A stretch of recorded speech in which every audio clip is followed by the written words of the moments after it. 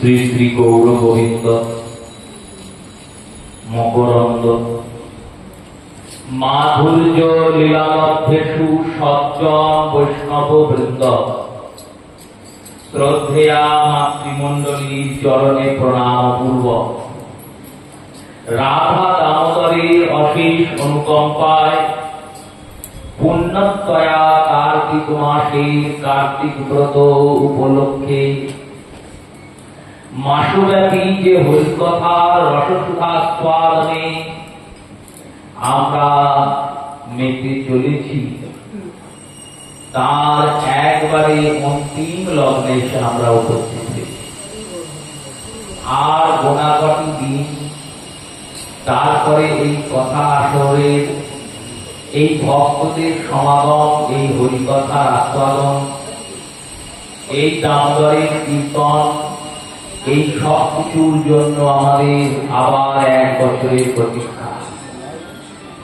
সেই কথার প্রসঙ্গক্রমে পূর্বদিন শ্রীমদ্ ভাগবতের দশম স্কন্ধের একবিংশ অধ্যায় বর্ণনার বেণু গীতের প্রথম গীতের আস্বাদনের যৎকিঞ্চিৎ প্রয়াস আমরা করেছিলাম। বরহা বিরং নটবর বপুং করময় করণিকারং বিপ্রদবাস কনক কপিশং কৈজয়ং দৃশ্যমালং রন্ধ্রাবেণুয়ধর সুধাবৈ পুরয়ন গোপবৃন্দয়ে বৃন্দারণ্যং শপথ রমণ প্রাবিশাদিত কীর্তি। ময়ূর পুচ্ছ ধারণ করে, কানে কর্ণিকা ফুল গ্রহণ করে, গলাতে পঞ্চবর্ণের বৈজয়ন্তী মালাকে ধারণ করে, স্বচ্ছ উজ্জ্বল স্বর্ণবর্ণময় বস্ত্র পরিধান করে, ছিদ্রযুক্ত একটি বাঁশিকে নিজের অধর সুধা দিয়ে পরিপূর্ণ করতে করতে গোপগণ কীর্তির জয়গানের মধ্যে দিয়ে শ্রী ভগবান গোবিন্দ বৃন্দাবনে নিজের পায়ে বিচরণ করছেন। শ্রীমতী রাধারানীর এই কথা শোনার পর গোপীদের হৃদয়ে কৌতুক হয়েছে। যখন কৌতুক হয়েছে, ইচ্ছা হয়েছে যে আহা, যার রূপের কথা এত সুন্দর ভাবে আমাদের সখী বলছে, সেই শ্যাম সুন্দরের রূপের আস্বাদন আমরা যদি আরো করতে পারি। এত সুন্দর প্রবক্তার আধার, এত সুন্দর করে ওই রূপ বর্ণনা করছেন। কি রূপ হেরিও মধুর মুরতি প্রীতি রসের সার, হেন লয় মনে অতীন ভুবনে তুলনা নাহি কোথা।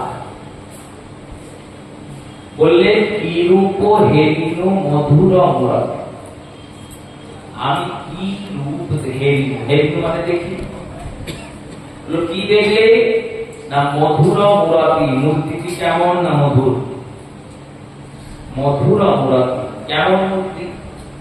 মধুর শব্দের অর্থ সামান্য অর্থ হয় সুন্দর। সুন্দর কি ভগবান কৃষ্ণ একা? জগতে তো বহু সুন্দর আছে, সুন্দরের তো শেষ নাই, ভগবানের শেষ নাই। ভগবানের তৈরি জগৎ, ভগবান যেমন জগৎ চান, ভগবান সুন্দর, জগৎ সুন্দর। জগতের সুন্দর সুন্দরীর শেষ নাই, ভগবান রূপবতীর শেষ নাই। কোটি সৌন্দর্য সমতুল মদন কাম মোহিতম, কোটি সমতুল সুন্দরতায় সুন্দরিত মদনদেব কামদেব কন্দর্প। তার সুন্দরতার অন্ত নাই। সুন্দর আছে, কিন্তু এই সুন্দরটা অন্যরকম। কেমন অন্যরকম? এই যে রূপটা, এই রূপটা কোন নর শরীরের রূপ নয়। তাহলে বিরিতি রসের সার, বিরিতিকে, এই বিরিতি নামক যে রস, বিরিতি শব্দের অর্থ কি? বিরিতি শব্দের সামান্য অর্থ হলো প্রেম। কোন প্রেম? যেটি আমরা সচরাচর দেখি সেই প্রেম। স্বামী স্ত্রীর মধ্যে, নায়ক নায়িকার মধ্যে, প্রেমিক প্রেমিকার মধ্যে, বন্ধু বান্ধবীর মধ্যে এই প্রেম। বললেন না, এ প্রেম নয়। কেন নয়? এই প্রেমের মধ্যে খাদ আছে। কি খাদ? বললেন স্বার্থের খাদ আছে। এই প্রেমের মধ্যে প্রেমিক প্রেমিকার যে সম্বন্ধ, স্বামী স্ত্রীর সম্বন্ধ, বন্ধু বান্ধবীর সম্বন্ধ, তার মধ্যে একটা খাদ আছে। কেমন খাদ? বললেন স্বার্থের খাদ। যতদিন স্বার্থটা চরিতার্থ হচ্ছে ততদিন প্রেমটা আছে। স্বার্থ চরিতার্থ না হলে আর প্রেম থাকবে না। একটি বৈষয়িক প্রেম, প্রাকৃত প্রেম, কৈতব প্রেম। ভগবান শ্রী গোবিন্দের প্রেমটি কেমন? বললেন একটি অপ্রাকৃত প্রেম, অকৈতব। কৈতব মানে স্বার্থ অনাবাচক অর্থাৎ নিঃস্বার্থীয় প্রেম। অকৈতব কৃষ্ণ প্রেম যেন যম্পনদহেন, জগতে তুলনা নাহি হয়। যদি হয় যোগ তবু না হয় বিয়োগ, বিয়োগ হলে প্রাণ নাহি হয়। সেই প্রেম আর সুন্দর করে আস্বাদন করাচ্ছেন চণ্ডীদাস। তিনি বললেন, শোনো, প্রীতি কাকে বলে? আমরা ভাবি প্রেমকেই প্রীতি বলে। বললেন না, প্রেমকে প্রীতি বলে না। কারণ এই প্রেম দুটি যে আভাসটি জগতে দর্শিত হচ্ছে, এটা ওই প্রেমের একটা আভাস মাত্র, প্রকাশ মাত্র। যেমন সূর্যদেব আকাশে আছে আর তার প্রতিবিম্ব জলে আছে। দেখতে তো মনে হচ্ছে সূর্যই, কিন্তু তার মধ্যে তেজ নাই, তার মধ্যে কোনো আলো নাই। সূর্যের আলোই প্রতিবিম্বতে সেই সূর্য দর্শিত। তেমনই জগতে যে প্রেম বিদ্যমান হয়ে আছে, এই প্রেমের মধ্যে কৃষ্ণের প্রতিবিম্বিত প্রেমের প্রতিফলন হচ্ছে। এর মধ্যে নিঃস্বার্থীয় যে তেজ, সে তেজে প্রেমে নাই। মলিন জগতের মধ্যে সেই প্রেমাভাস মলিন হয়ে গেছে। প্রীতি শব্দের অর্থ বলছেন চণ্ডীদাস। বললেন, শোনো, বিষব্দে পীড়ন করে যত ইন্দ্রিয়গণ, ঋষব্দে রমণ করেন রাগের লক্ষণ, আর বিষব্দে তৃষ্ণা জাগে কৃষ্ণ কথা রসে, সেই প্রীতির মর্ম জানে দ্বিজ চণ্ডীদাস। বিষব্দে পীড়ন করে যত ইন্দ্রিয়গণ, পীড়ন মানে কষ্ট দেয়। তো কি জন্য কষ্ট দেয়? শ্যাম সুন্দরের কথা শুনতে পাচ্ছি না বলে কানের কষ্ট হয়। শ্যাম সুন্দরকে দেখতে পাচ্ছি না বলে চোখের কষ্ট হয়। শ্যাম সুন্দরের নাম উচ্চারণ করতে পারছি না বলে জিহ্বার কষ্ট হয়।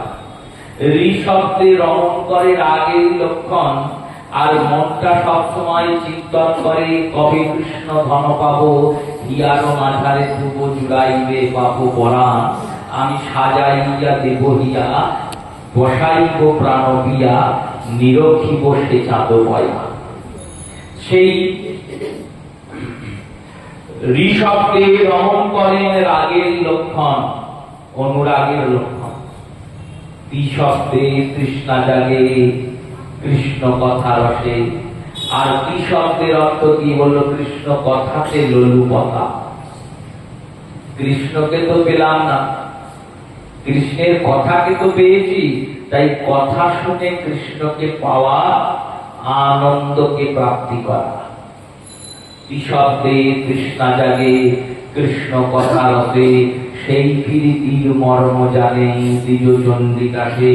এই প্রীতির রসের, এই প্রেম রসের সার ভক্তিকে নিয়ে, ওই দুধের মাথা নিয়ে যদি মাখন তোলা হয় আর মাখন দিয়ে যদি একটা পুতুল তৈরি করা হয়, সেটা যেমন দুধের সারের পুতুল, তেমনি জগতের এই অপ্রাকৃত কৃষ্ণ প্রেম, এই প্রেমরূপী দুধের যে সর্বস্তুটা, সার বস্তুটা, সেই সার বস্তুটা নিয়ে এই কৃষ্ণ মূর্তিটা তৈরি করা হয়েছে।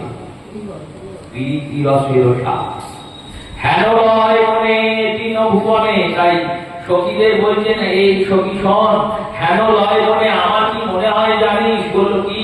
না, এই তিন ভুবনে তুলনা নাই তার, তার সঙ্গে তুলনা দেওয়ার কাউকে খুঁজেই পায় না। যার সঙ্গে তুলনা করতে যায় নারী পাল্লায় গোবিন্দের পাল্লাটা নেমে যায়, ওই তুলনাকারী বস্তুর পাল্লাটা উঠে যায়, তুলনা হয় না। সোনার সঙ্গে তুলনা দেওয়া যায় না। কেন সোনার সঙ্গে তুলনা দেওয়া যায় না? সোনার মধ্যে প্রচুর উজ্জ্বলতা আছে, কিন্তু এর মধ্যে অনেক দোষ আছে। স্বর্ণের মধ্যে অনর্থ আছে। ভগবান নিখাদ উজ্জ্বল স্বর্ণ সমতুল, তার মধ্যে কোন রকম দোষ নাই, কোন রকম অনর্থ নাই। তাই স্বর্ণের সঙ্গে তুলনা হয় না। চাঁদের সঙ্গে তো হবে, চাঁদের সঙ্গে হয় না। কেন? চাঁদের ক্ষয় হয়, চাঁদের বৃদ্ধি হয়। শ্যাম সুন্দরের ক্ষয়ও নাই, বৃদ্ধিও নাই। ক্ষয় নাই, বৃদ্ধিও নাই। চাঁদের অঙ্গে কলঙ্ক আছে, শ্যাম সুন্দরের কোন কলঙ্ক নাই। তাহলে যে লোকে বলে বেড়ায়, যা বলে বেড়ায় সেটাও যশ, সেটা কলঙ্ক নয়, অপযশ নয়, সেটাও যশ। সেই রূপে শ্রীমতী বলছেন, সখীরা শুনছেন, তাদের শুনতে ভালো লাগছে তো, তাই সখীরা বলছেন, হে রাধারানী তুমি বলো, তুমি আর কি কি দেখলে? সুখদেব বলছে, ইতি বেণুরবরাজনং সর্বভূত মনোহর শ্রুত্বা ব্রজ স্ত্রিয়া সর্বা বর্ণান্তরো ধীরে ধীরে। ইতি কত সুন্দর বাক্য শৈলী দেখুন সুখদেবের। ইতি বেণুরবরাজনং, হে রাজন, এই বেণুর রব, এই বাঁশির ধ্বনি কেমন জানো? সর্বভূত মনোহর, সর্বভূত মনোহরকারী। সর্বভূত মানে পৃথিবী, অপ, তেজ, মরুদ্গম, এই পঞ্চভূত। কীট পতঙ্গ, পক্ষী, গুল্ম, লতা, তৃণ, নর নারী সর্বভূত। আর দেব, দানব, কিন্নর, গন্ধর্ব, স্বর্গমর্ত, পাতাল সবার মনকে হরণ করার ক্ষমতা এই মাটির মধ্যে আছে। ইতি বেণুরবরাজনং সর্বভূত মনোহর শ্রুত্বা ব্রজ স্ত্রিয়া সর্বা বর্ণান্তঃ ধীরে ধীরে। এই বেণুরব শুনে ব্রজ স্ত্রীরা নিজেদের মধ্যে বলা বলি শুরু করলেন। কি বলতে লাগলেন? ভগবানের এই অপরূপ সুন্দর রূপের কথা বলতে লাগলেন। শ্রী গোপী উবাচ, এই বেণুটি শুরু হলো, গোপীরা গাইছেন, অক্তন্নাত ফলমিদং নো বরং বিদাবশকো পশুনবীয়স্য ব্রক্তং ব্রজেষু সূতায় বেণুজুষ্টং জরবানি পদমনুরাক্ষকটাক্ষমুচ্চম।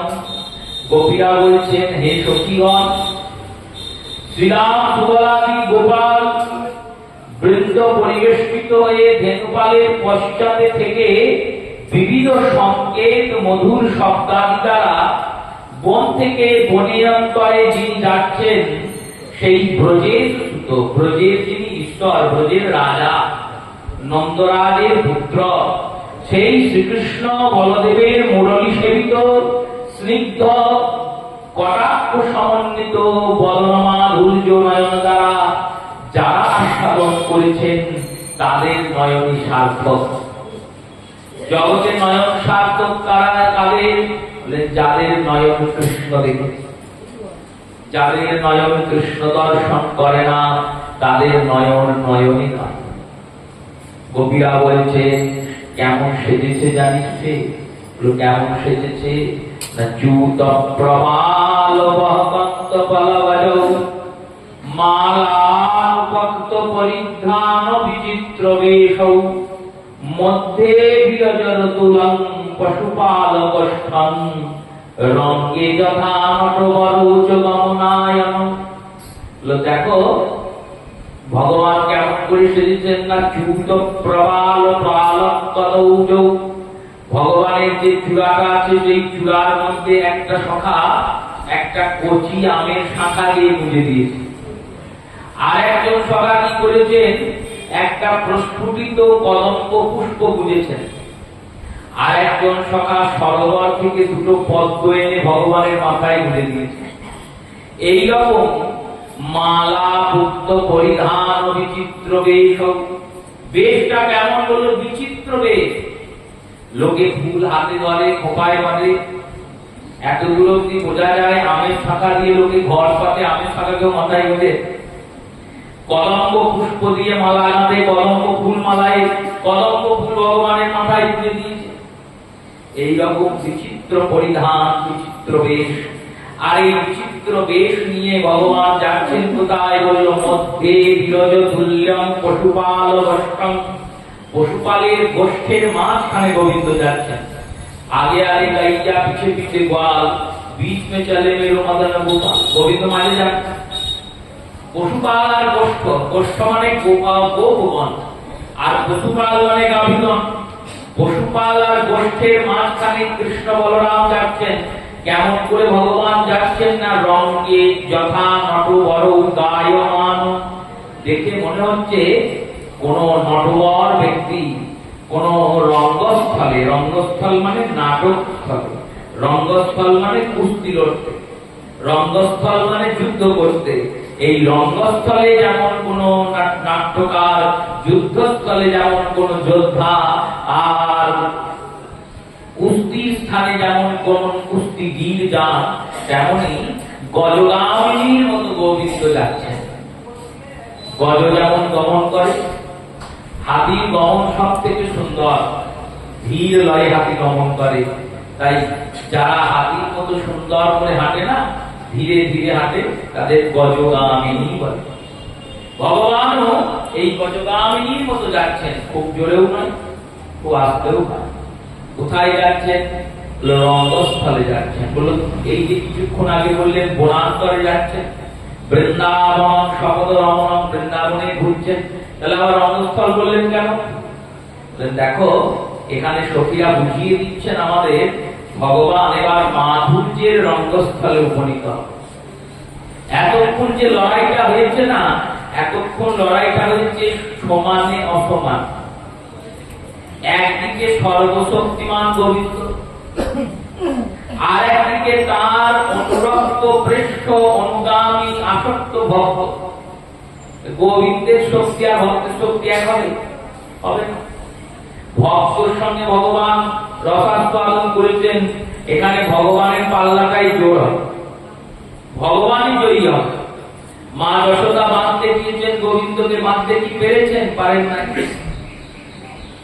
দু আঙুল ছোট করেছে, পরে ভগবান কৃপা করেছেন, তাই বন্ধিত হয়েছে। কিন্তু এখন যেখানে গোবিন্দ যাচ্ছেন সেই মাধুর্যময় ভূমিতে, এই ভূমিতে বললেন এই ভূমিতে লড়াইটা সমানে সমানে, সমানে অসমানে নয়, সমানে সমান। এখানে যেমন সর্বশক্তিমান ভগবান, তেমনি সর্বশক্তিমানের শক্তি স্বরূপিনী রাধা। তাই লড়াইটা সমানে সমানে নয়, সমানে অসমান। একবারে সমান সমান লড়াই, তাই সুসাবধানে যেতে হবে। ভগবান চললেন নটবর ভঙ্গিতে। মাথাতে আমের পল্লব দিয়েছেন কেন? বললেন দেখো আমের একটা নাম রসরাজ, যত ফল আছে সব থেকে মিষ্টি ফল এই আম। এর মধ্যে রসের আধিক্য থাকাতে এই ফলকে রসরাজ বলে, রসাল বলে। ভগবানও তো রসরাজ, ভগবানের মধ্যেও সর্বরস বিদ্যমান। অন্যান্য অবতারে অন্যান্য রূপে ভগবান সর্বরস আস্বাদন করেছেন, কিন্তু করাতে পারেন না। রাম অবতারে তিনি বাৎসল্যের আস্বাদন মা কৌশল্যা কৈকেয়ী সুমিত্রার কাছ থেকে করেছেন, সখ্যের আস্বাদন সুগ্রীব নিষাদরাজ আদিদের কাছ থেকে করেছেন, দাস্যরসের আস্বাদন হনুমন্তের কাছ থেকে হয়েছে, মাধুর্যের আস্বাদন একমাত্র সীতা দেবীর কাছেই করেছেন। আর সীতা দেবী করেছেন, এখানে অন্য কারো প্রবেশ নাই। কিন্তু ভগবান কৃষ্ণ বলেন তিনি নিজেও এই মাধুর্য আস্বাদন করছেন, গোপীদের সবাইকে এই মাধুর্য আস্বাদন করাচ্ছেন। এই গোপীরা কারা? গোপী শব্দের মধ্যে হরিনামামৃত ব্যাকরণে শ্রী জীব গোস্বামী পাদ বললেন, গোপ নামক ধাতুর সঙ্গে প্রত্যয়ে অভিনিবেশ হয়ে গোপী শব্দ উৎপন্ন হয়। এই গুপ ধাতু শব্দের অর্থ কি না? গুপ ধাতু শব্দের অর্থ গুপ্তম। গুপ্তম মানে গোপন। গোপনে যারা ভগবতকে আস্বাদন করেন তারাই গোপ। গোপ্যা গোপনম গুপ্যতম পিবতম কৃষ্ণাস্বদম সর্বদম অতঃ গোপীম উচ্যতে। গোপনে দিনরাত কৃষ্ণের চিন্তন স্মরণ শ্রবণ করেন এনারাই গোপী। গোপনে মানে সবসময় অন্তঃকরণে করেন তা নয়। এই যে নিজেদের মধ্যে বলছেন কথা বলছেন, কিন্তু গোপীরা গোপীর সঙ্গেই বলছেন, অন্য কারোর সঙ্গে কিন্তু বলবে না। সখীরা সখীদের সঙ্গেই বলছে, তাই এনারা গোপী। গোপী শব্দের আরেকটি অর্থ কি বললেন? গো শব্দের অর্থ ইন্দ্রিয়, পি শব্দের অর্থ পিবতি ইতি। ইন্দ্রিয় দ্বারা যারা কৃষ্ণ রসসুধা পান করেন তারাই গোপী। যারা কান দিয়ে কৃষ্ণ কথা শোনেন, চোখ দিয়ে কৃষ্ণকে দেখেন, নাসিকা দিয়ে কৃষ্ণের ঘ্রাণ গ্রহণ করেন, পদ দ্বারা কৃষ্ণের সঙ্গে গমন করেন, হস্ত দ্বারা কৃষ্ণ সেবা করেন, এনারাই গোপী। গোপী মানে বিশুদ্ধ ভক্ত। এই ভক্তরা ভক্তির পথের, ভজন পথের সর্বোচ্চ স্থানে, পরম স্থানে বসে আছে। এই পরম স্থান থেকে এনাদের কে দর্শন করতে গেলে আমাদের আনুগত্যতা ধরে যেতে হয়। তাই এনারা কৃষ্ণ পরবশী নয়, কৃষ্ণ এনাদের পরবশ। কৃষ্ণ এনাদের বশ, এনারা কৃষ্ণের বশ। ভগবান জন্মে জন্মে এনাদের কাছে ঋণী হয়েছেন, বলেছেন সবার ঋণ আমি পরিশোধ করেছি, কিন্তু তোমাদের ঋণ শোধ করতে পারলাম না। সেই গোপীরা ভগবানের গুণকীর্তন গাইছেন। সর্বরসরাজময় ভগবান, তাই রসরাজময় গোবিন্দের মস্তকে সখারা চিন্তা করেছেন রসরাজ স্বরূপ আম্রের পল্লব কৃষ্ণ মস্তকে দিয়েছেন। গোপ্য কিমচদম কুশলং বেণুরাগ সুগপন গোপিনা ভুঞ্জতে স্বয়ং জলবিষ্টরদিনাং হৃদশতো মধুস্তর যথার্থ। সখীগণকে রাধারানী বলছেন, হে সখীগণ, জানিস কৃষ্ণের এই অধরামৃত পান যে ওই মাটি করছে, ওই মাটি এমন কিছু সৌভাগ্য করেছে যে কৃষ্ণের অধরামৃত পান করছে। আর দেখ ওই বাঁশির সুসৌভাগ্যতা দেখে ওই বাঁশির যারা বংশজীবী, যারা পূর্বপুরুষ, যারা বংশের লোক, ওই বংশগণদের ওই বাঁশগুলিকে দেখ, ওই প্রকৃতিকে দেখ, ওই বৃক্ষদের দেখ, ওই ললাদিদের দেখ, ওদের গৌরবের, ওদের অহংকারের, ওদের গর্বের কোনো সীমানা। তারা ভাবছে দেখো আমারই একটা অংশ ভগবান নিয়েছেন বংশীরূপে। এখানে শ্রী সনাতন গোস্বামীপাদ টিকা করেছেন, বলেছেন দেখো এখানে শ্রীমতী বলতে চাইছেন বংশে যদি কোনো ভক্ত জন্মায়, সেই ভক্তের পরিচয়ই বংশের পরিচয় হয়। 100 জন অভক্তের পরিচয় হবে না।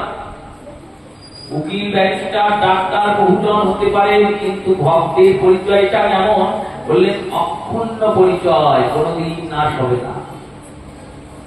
কেউ না কেউ কোনো না কোনো ভাবে সেই পরিচয়কে বহন করবেন, বলবেন যে অমুক জন ছিল এই বংশের খুব ভক্ত, ওই তার পরিচয়ে বংশের পরিচয়।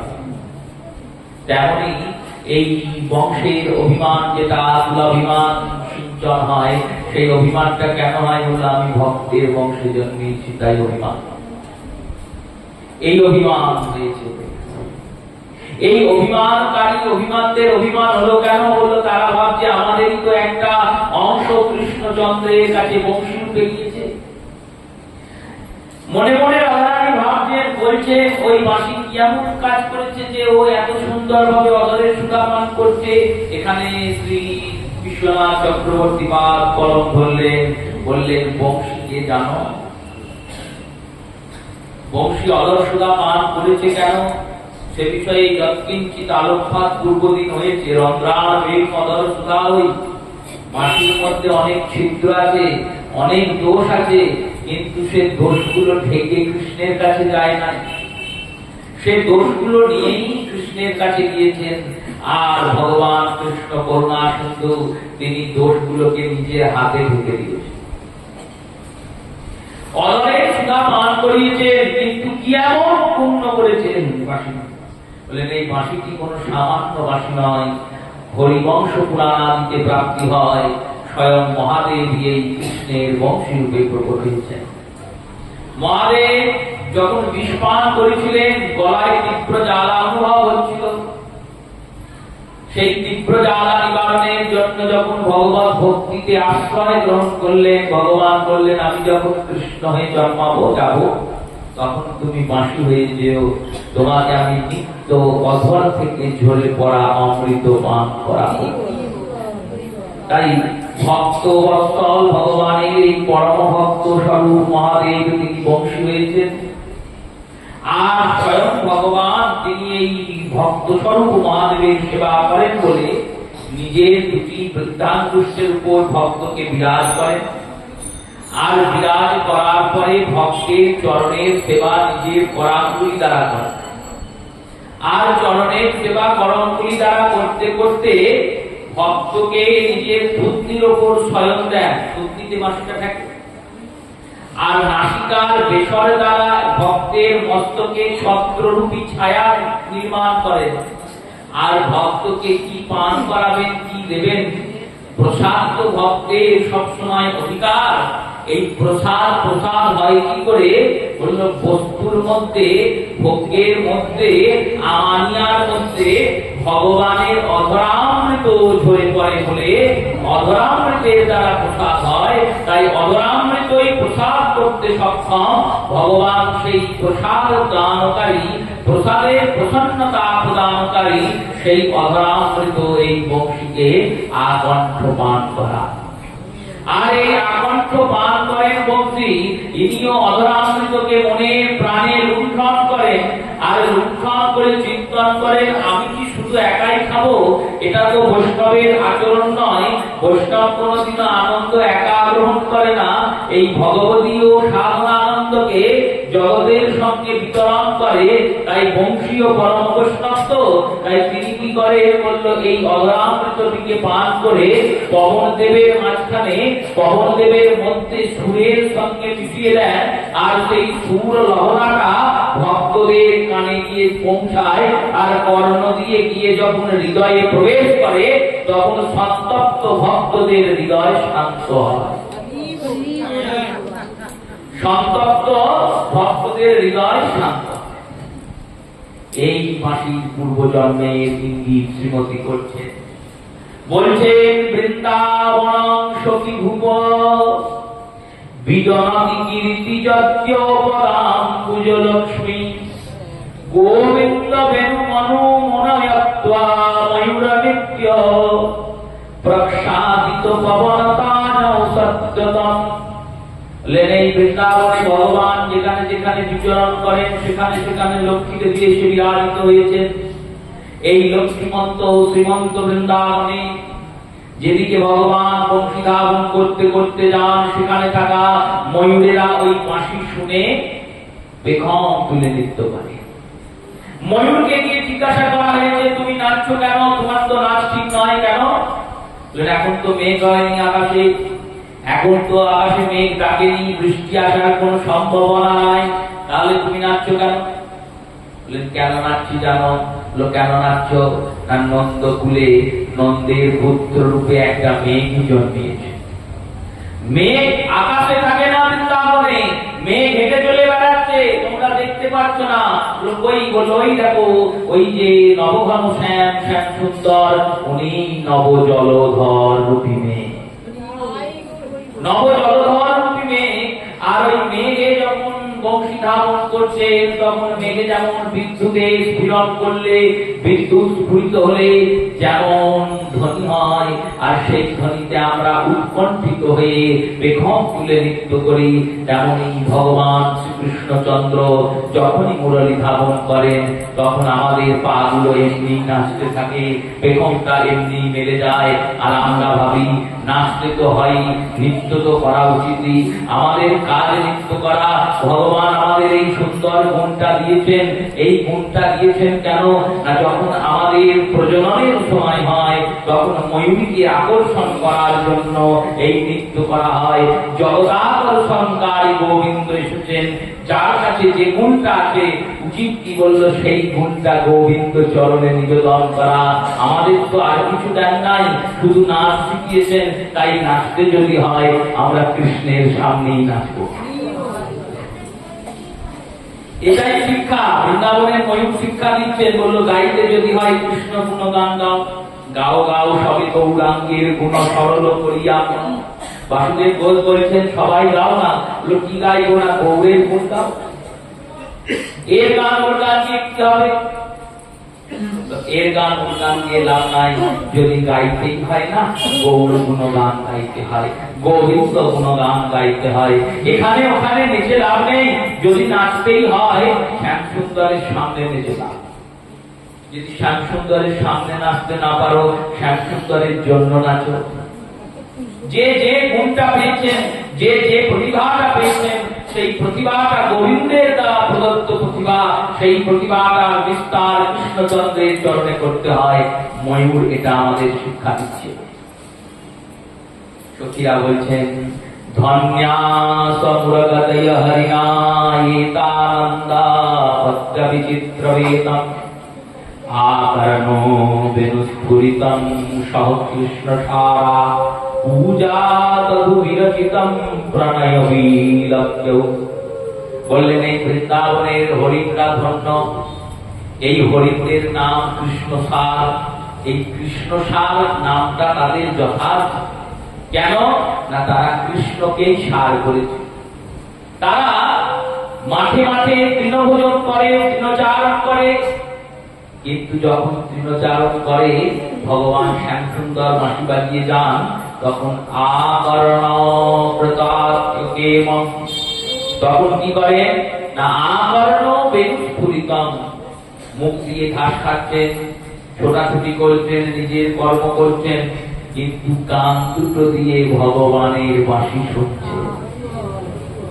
শিক্ষা দিচ্ছেন হরিটা, তোমরাও বিষয়ে থাকো। আমরা যেমন বিষয় ভঞ্জন করছি, তৃণচারণ করছি, তোমরাও বিষয় চারণ করো, ক্ষতি নাই।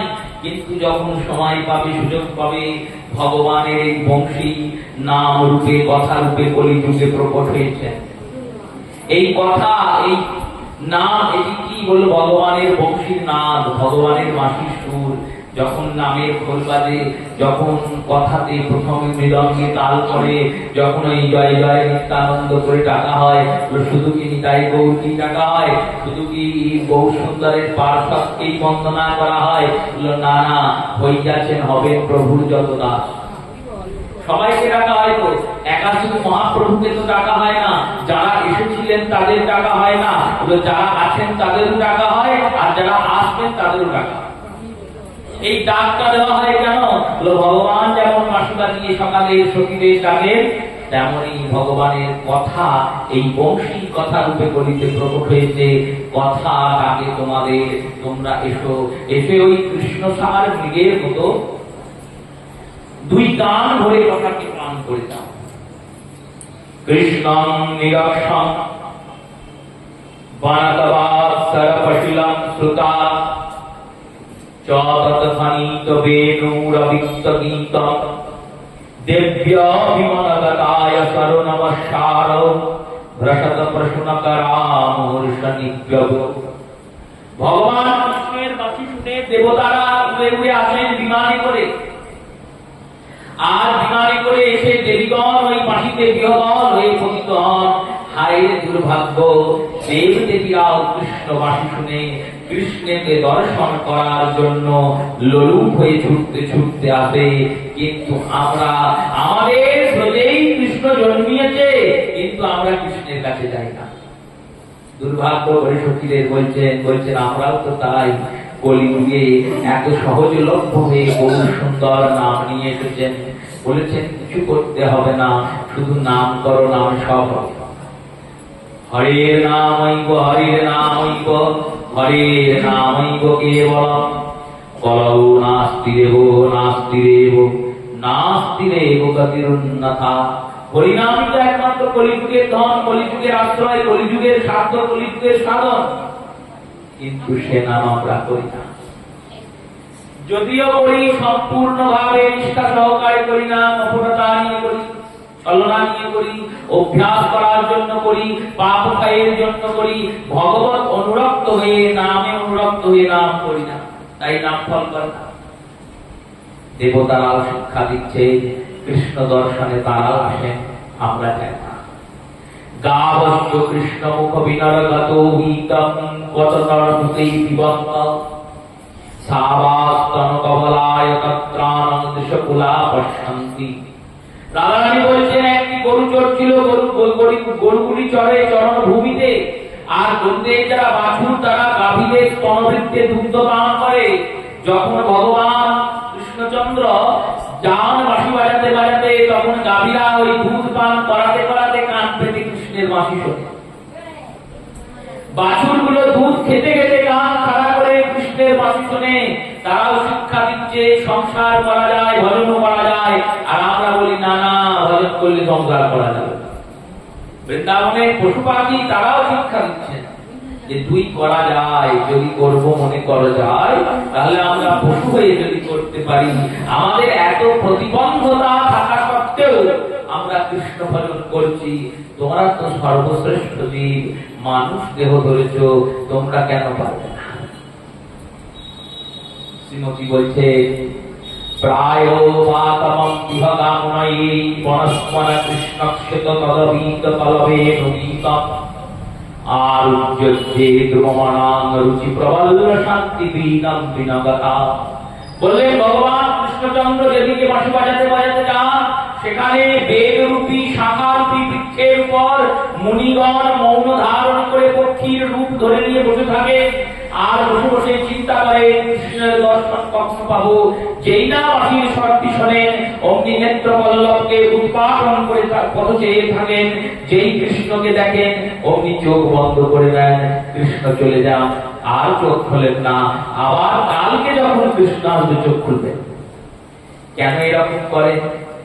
এক পাখি বলছে এক পাখিকে, হ্যাঁ রে ভাই, তুই চোখ বন্ধ করে নিলি কেন? বললো, দেখো কৃষ্ণ বড় চঞ্চল, কৃষ্ণ এক জায়গায় থাকে না। নেত্র দিয়ে কৃষ্ণের যে রূপরাশি আমি অন্তঃকরণে প্রবিষ্ট করিয়েছি, সেই রূপরাশিকে, সেই রূপকে চিন্তা করতে করতে আমি রাত্রি যাপন করব। সারা রাত্রি সারাদিন এই কৃষ্ণের চিন্তা করব। চিন্তা যতক্ষণ করব, ততক্ষণ কৃষ্ণ আমার কাছে থাকবে।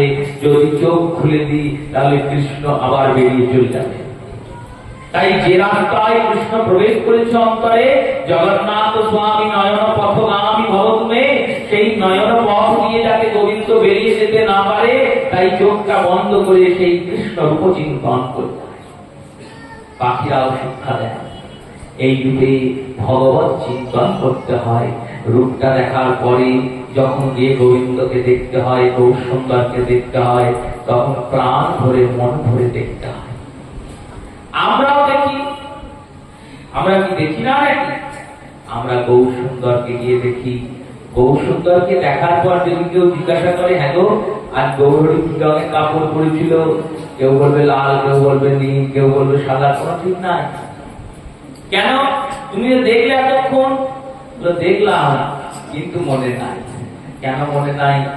তুমি দেখেছ, তোমার মন দেখে না। কিন্তু আমরা দাঁড়িয়ে দাঁড়িয়ে বলতে পারবো, জানো গৌর বাড়িতে যখন মহাপ্রভুকে দেখছিলাম, তখন ওই যে ওই মেয়েটার সঙ্গে কথা বলছিল, ওই অমুক ওর কানে কি ফিস ফিস করে বলছিল। এগুলো তো মনে থাকে। কেন থাকে? বললো আমাদের মনটা ওখানে গেলে বসে আছে, তো তাই ওইগুলোই আমাদের চোখে পড়ে। আমাদের দৃষ্টি এখনো শুদ্ধ হয়নি। একটা কুকুর মরে পড়ে আছে, সবাই পাশ দিয়ে যাচ্ছে, নাকে কাপড় দিচ্ছে, বলছে কি দুর্গন্ধ, কেউ পরিষ্কার করে, কেউ রাস্তা থেকে নিয়ে যায় না, এই ওই তাই বলেই যাচ্ছে। এক সাধু যাচ্ছিল, সাধুদের সঙ্গে অনেক সাধু যাচ্ছিল। একটা সাধু দেখছে আর হাসছে, বলে কুকুরের দাঁতগুলো খুব সুন্দর, কুকুরের দাঁতগুলো দেখো কি সুন্দর, মরে গিয়েছে তবু চকচক করছে। অন্য সাধুরা বললেন এইরকম কেন বললেন বাবা? বললো খারাপটা দেখবো কেন? দেখতে হলে খারাপের মধ্যে ভালোটা দেখবো। খারাপটা দেখবো না, খারাপের মধ্যে ভালো দেখবো। এই ভালোর মধ্যে ভালো দেখে আর খারাপের মধ্যেও যে ভালো দেখে সেই প্রকৃত সাধু। আর ভালোর মধ্যে যে খারাপ দেখে আর খারাপের মধ্যেও খারাপ দেখে সেই হলো আমরা বিষয়ী। আমরা গিয়ে ভালো দেখতে পারি না কেন? বললো আমরা ভেবে নিচ্ছি আমরা সব থেকে ভালো। আর সাধুরা কি ভাবে? তো সাধুরা ভাবেন আমরা সব থেকে খারাপ, তাই আমার থেকে তো ভালো, আমার থেকে তো ভালো, আমার থেকে তো আমার মতো তো আর দিনহীন পাপী তাপী নয়। সেই রূপে গাভীগণ আমাদের শিক্ষা দেন কি করে ভজন করতে হয়। শ্রী রাধারানী বলছেন নন্দস্তলা তমূর্জ মুকুন্দ গীত মানবেদনা আলিঙ্গন হস্তিত মৃতগণ নিপদ যুগল মতমল উপহারা। যখন ভগবান মানুষ গঙ্গা আদি পার দিয়ে বাঁশি বাজাতে বাজাতে যান, তখন মানুষ গঙ্গা যমুনা স্ফীত হয়ে ওঠেন, জোয়ারের মতো তাদের ঢেউ আসে। তাদের অন্তের থাকা সুন্দর পদ্ম পুষ্প নিয়ে কৃষ্ণ আলিঙ্গনের জন্য যান, কিন্তু কৃষ্ণের বদন দর্শন করে তাদের মধ্যে যে কাম উৎপন্ন হয় সেই কাম প্রেমে পরিণত হয়ে যায়, আর তারা গিয়ে গোবিন্দের চরণে ঝরে ঝরে পড়ে যায়। শ্রীমতী বলছেন দেখ সখী, মানব গঙ্গা যমুনা এরা তো জড়তত্ত্ব জল, এদের মধ্যেও কৃষ্ণ মাসির প্রভাব হয়, আর আমরা তো এই জলের থেকেও নিচ, তাই আমাদের মধ্যে কৃষ্ণের মাসির প্রভাব হয়। ভগবান কথা শুনে ভক্তি লাভ সবার হয়, স্থাবর জন্মে হয় নামের স্ফূর্তি, ইহাই জানিবে সবে নামের মহাশক্তি। স্থাবর জন্মের মধ্যে স্ফূর্তি হয়। স্থাবর জন্ম মানে হলো যে নড়তে চড়তে পারে না গাছ, তার মধ্যে স্ফূর্তি হয়। এই চৈতন্য চরিতামৃতের শুধু লেখা নয়, শুধু কথা নয়, এ একবারে সত্য কথা। শ্রীনবদ্বীপে সিদ্ধ জগন্নাথ দাস বাবার প্রাঙ্গণে একটি গাছ আছে, সেই গাছে বাবা বসে বসে নাম করতেন। গাছের শাখায় শাখায় পাতায় পাতায় ডালে ডালে কৃষ্ণ নাম হয়ে গেছে। সিদ্ধ রামদাস বাবাজি যাকে চোখে দেখেছেন এমন লোক এখনো বেঁচে আছেন। ৮০ বছর ৯০ বছর এরকম লোক যারা সিদ্ধ রামদাস বাবাজিকে চোখে দেখেছেন, এরকম লোক আছেন এখনো। ওনার সিদ্ধ তারা দেখেছেন লীলা। নাম যজ্ঞের স্থানে নাম যজ্ঞ হচ্ছে, তার কৃপাতে গাছ নৃত্য করছে। নৃত্য করতে করতে বহু দূরে গাছ চলে এসেছে নাম যজ্ঞে, সেখানে এসে নৃত্য করছে। স্থাবর জঙ্গমে নামে স্ফূর্তি হয় না, তাহলে এই লীলাগিরি কি করে হলো? কি করে হলো বলুন? এই লীলা কি হওয়া সম্ভব? মালতী মাধবী এই যে তৃণলতা বৃক্ষগুলি, এই বৃক্ষ আপনি বাড়িতে যত্ন করে সুন্দর করে রোপণ করবেন, জল দিয়ে সিঞ্চন করবেন, সে বৃক্ষের শোভা অত সুন্দর হবে না। কিন্তু কোন বৈষ্ণবের আশ্রমে যাবেন, দেখবেন ওই একই গাছ কত সুন্দর, কত শোভা, দেখে মনে হয় না যে ওটা ওই গাছ, অপ্রাকৃত গাছ। মাধবীতলা মালতীতলা সেই স্থাবর জঙ্গম কৃষ্ণ চিন্তন করে সত্যি আমরা করি না। দৃষ্টা তবে ব্রজ পশুনাং সহ কৃষ্ণ কোপ সঞ্চারতম প্রেম বিদ্ধ উদিত কুসুম বালি সুখাস্পদপাতম। যখন ভগবানকে ওই রৌদ্রতাপিত স্থানে গোচারণ অবস্থায় মেঘগণ দেখেন, আকাশের মেঘগণ, তখন ভগবানের মাথাতে মেঘেরা গিয়ে ছাতার মতো ছায়া দেয়। যখন ভগবান চলেন তখন মেঘগুলো ভগবানের সঙ্গে সঙ্গেই মাথার উপরে বসে বসে চলেন। আর যখন তাদের ঝরে পড়ার সময় হয় তখন ওই গোবিন্দ চরণে অঙ্গে ঝরে ঝরে পড়ে যান।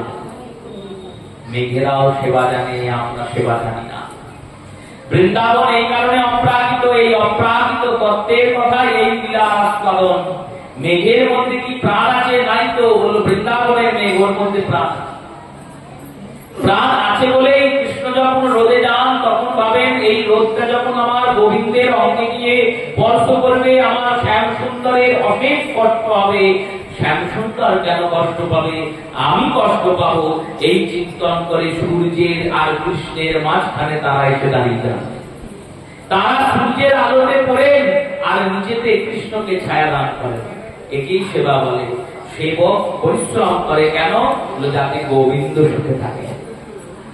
সকাল থেকে রাত অবধি চিন্তা করতে হয় কি করে আমি কৃষ্ণকে সুখে রাখবো, আর আমরা চিন্তা করি আমরা কি করে সুখে থাকবো।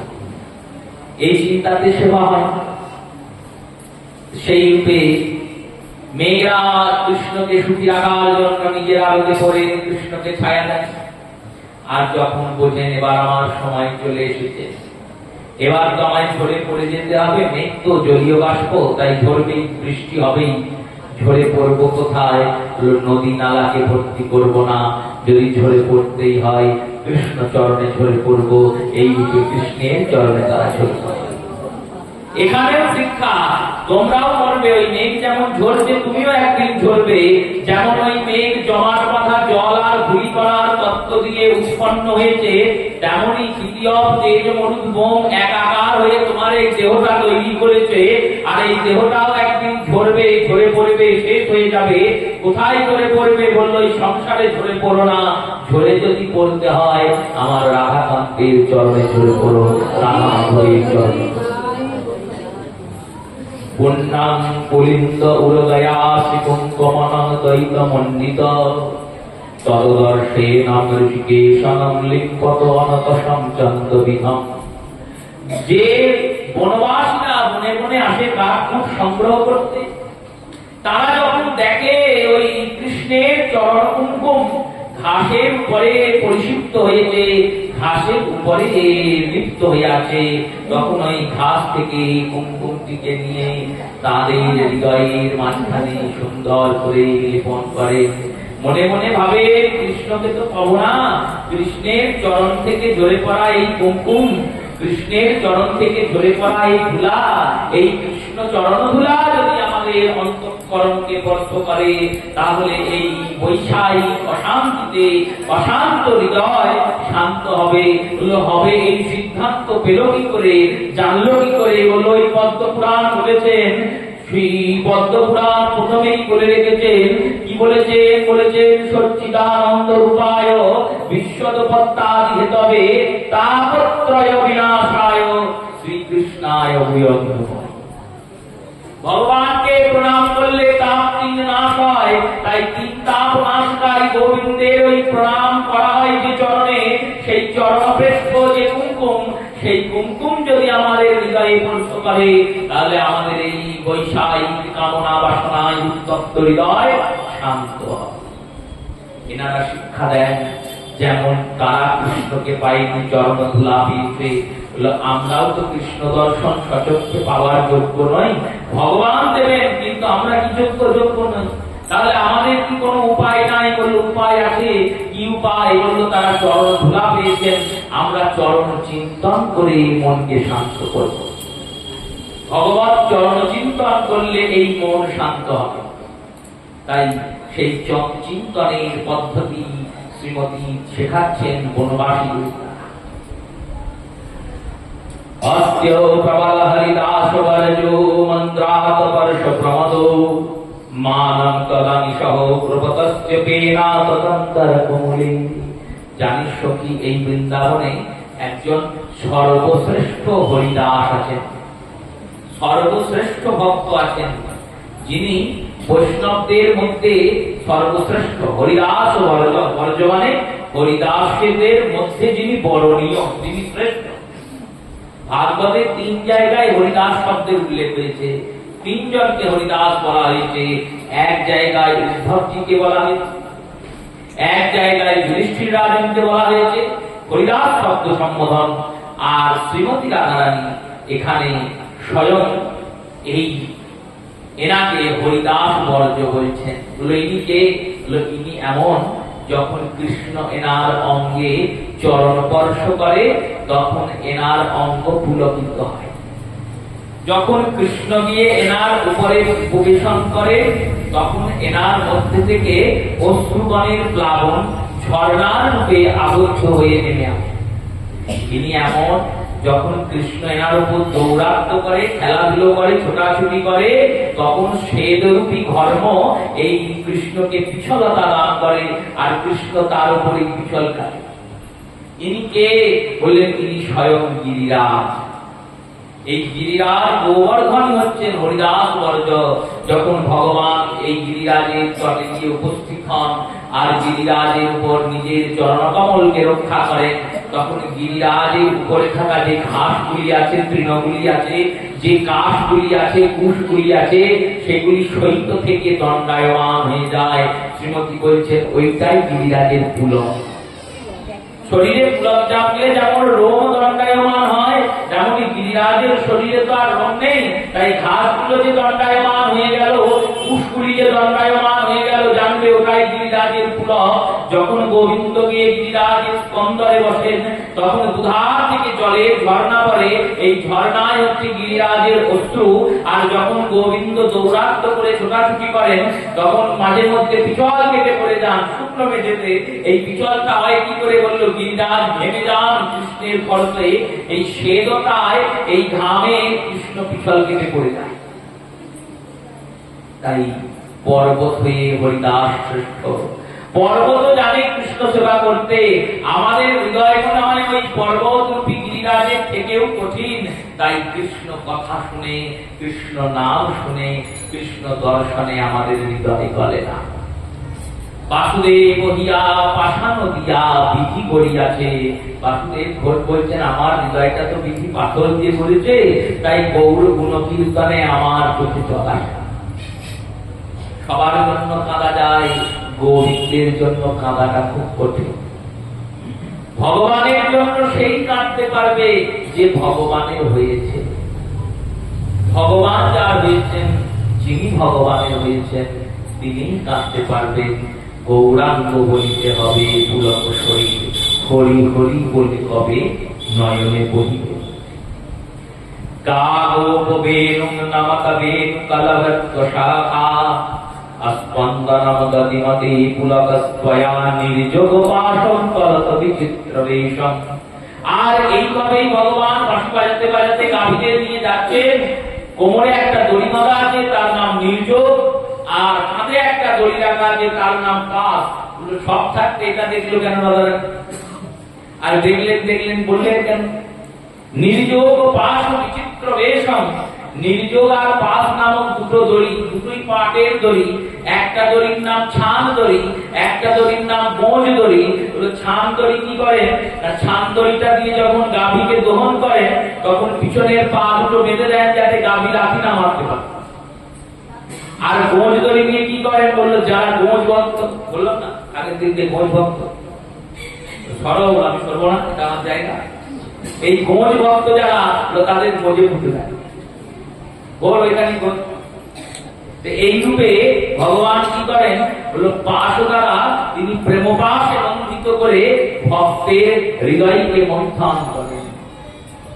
আর নির্যোগ নামক যে দড়ি, এই দড়িতে যুক্ত করে ভক্তকে কৃষ্ণ চরণে যুক্ত করেন। তাই দুটো দড়িকে নিয়ে বাঁশি বাজাতে বাজাতে ভগবান যাচ্ছেন। এই রূপে বেদগীতের বিশ্রাম হয়েছে।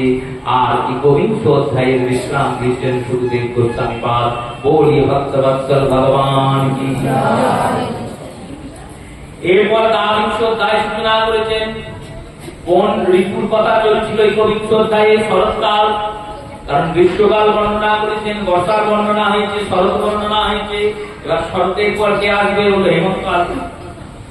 তাই হেমন্তকালে আগমন বার্তা শুনিয়ে শ্রী সুখদেব গোস্বামী পাদ বলছেন, শ্রী শুক উবাচ হেমন্ত প্রথম মাসি নন্দো ব্রজকুমারিকা চলযুজ্য ভুঞ্জানায় কাত্যায়ন অর্চনম।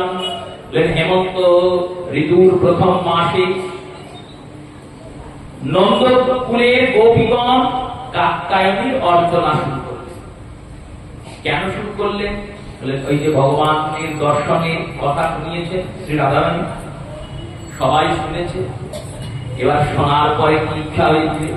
শোনার পর তাকে পাওয়ার ইচ্ছা হয়েছে, যদি তাকে পাওয়া যায়। যদি তার হওয়া যায়। এই তার হওয়া যায় যখন চিন্তা করেছেন, বলে তাহলে কি করে তাকে পাবো, কি করে তার কাছে যাওয়া যায়, কে বলবে, কি বলবেন। দেবর্ষি বা নারদ আসছিলেন, নারদকে ধরেছে সব গোপীরা, বলছে বলুন কি করে আমরা কৃষ্ণকে পাবো। দেবর্ষি বললেন, দেখো কৃষ্ণকে নিজ কৃপাতে পাওয়া যায় না, কৃষ্ণের ভজনে কৃষ্ণকে পাওয়া সম্ভব না। কেন? তুমি যা ভজন করবে সেই পরিমাণ ভজন দ্বারা কৃষ্ণকে পাওয়া সম্ভব নয়। অনন্ত কোটি জগতের যত ব্যক্তি আছে সারাদিন তার প্রিয় যদি কৃষ্ণ কৃষ্ণ বলে ডাকে, তবুও কৃষ্ণকে পাওয়া যাবে না। তাহলে কৃষ্ণকে পাওয়া কি করে যাবে? যদি কোন ভক্ত কৃপা করে তাহলে সহজেই ভক্ত কৃপা বিহীনে কৃষ্ণ প্রাপ্তি হবে না, ভক্তের কৃপা দরকার। নারদ বললেন, ইঙ্গিতে বোঝালেন যে দেখো এই ভক্ত হচ্ছে রাধারানী, তোমরা রাধারানীর চরণে গিয়ে বসো। এবার এরা তো গোপী, গোপী অর্থে গোয়ালিনী, এদের বুদ্ধি মোটা, এরা চিন্তা করছেন কাকে ডাকা যায়। সবাই মিলে যুক্তি করলেন, বললেন দেখ মহাদেবকে ডাকি, মহাদেবকে ডাকি, সে পুরুষ, সে যদি কৃষ্ণকে প্রতিরূপে না দেয় তাহলে বলে জগৎ জননী মা দুর্গা আছেন কাত্যায়নী, ইনি বৃন্দাবনে অবস্থান করছেন কাত্যায়নী রূপে। মা দুর্গার যে 51টি সতীপীঠ তার মধ্যে মথুরাতে মা দুর্গার কেশ পরিচিত, তাই মথুরা মন্ডলের অধিষ্ঠাত্রী দেবী রূপে তিনি কাত্যায়নী রূপে অবস্থান করছেন। তাই দেবী কাত্যায়নীর অর্চনা করেন। কেমন করে অর্চনা করবো? বিধি জেনেছেন পণ্ডিত মশাইদের কাছে। শরৎ উপচারে কাত্যায়নী পূজা করতে হয়। কোথায় করব? কোন মন্দিরে? সকালে গিয়ে যমুনা স্নান করে, সূর্য উদয়ের আগে যমুনা স্নান করে দেবী কাত্যায়নী পূজা করে। কেমন করে পূজা করতে হয়? গন্ধ চন্দন আদি দ্বারা দেবী পূজা হয়, ধ্যান আদি দ্বারা, পাদ্য অর্ঘ্য গন্ধ আদি দ্বারা, মন্ত্র মন্ত্র শিখিয়ে দিয়েছেন, সবকিছু বলে দিয়েছেন। এবার তারা হেমন্ত ঋতুর প্রথম মাসে যমুনাতে ভোরবেলায় উপস্থিত হয়েছেন, কাত্যায়নীর অর্চনা করছেন, জোরহাত করে করজোর করে বলছেন, কি বলছেন? কাত্যায়নী মহামায়ে মহাযোগিনী ধীশ্বরী নন্দগোপ সুতং দেবী পতিম মে কুরুতে নম ইতি মন্ত্র জপে নিত্যং পূজাং চক্রু কুমারিকা। চক্রাকারে কুমারিকাগণ চিন্তন করুন, কত সুসাবধানে সুখদেব গোস্বামী পাদ কথাগুলো বলছেন। ব্রজ কুমারিকা, কুমারিকা মানে যাদের বিবাহ হয় নাই, এই অবিবাহিত কুমারীগণ ব্রজে এই উপাসনা করছেন। কিন্তু রাজমার্গের ভক্তরা শ্রীরূপ গোস্বামী আদি উজ্জ্বল নীলমণি গ্রন্থে বলেছেন প্রত্যেকেই বিবাহিতা।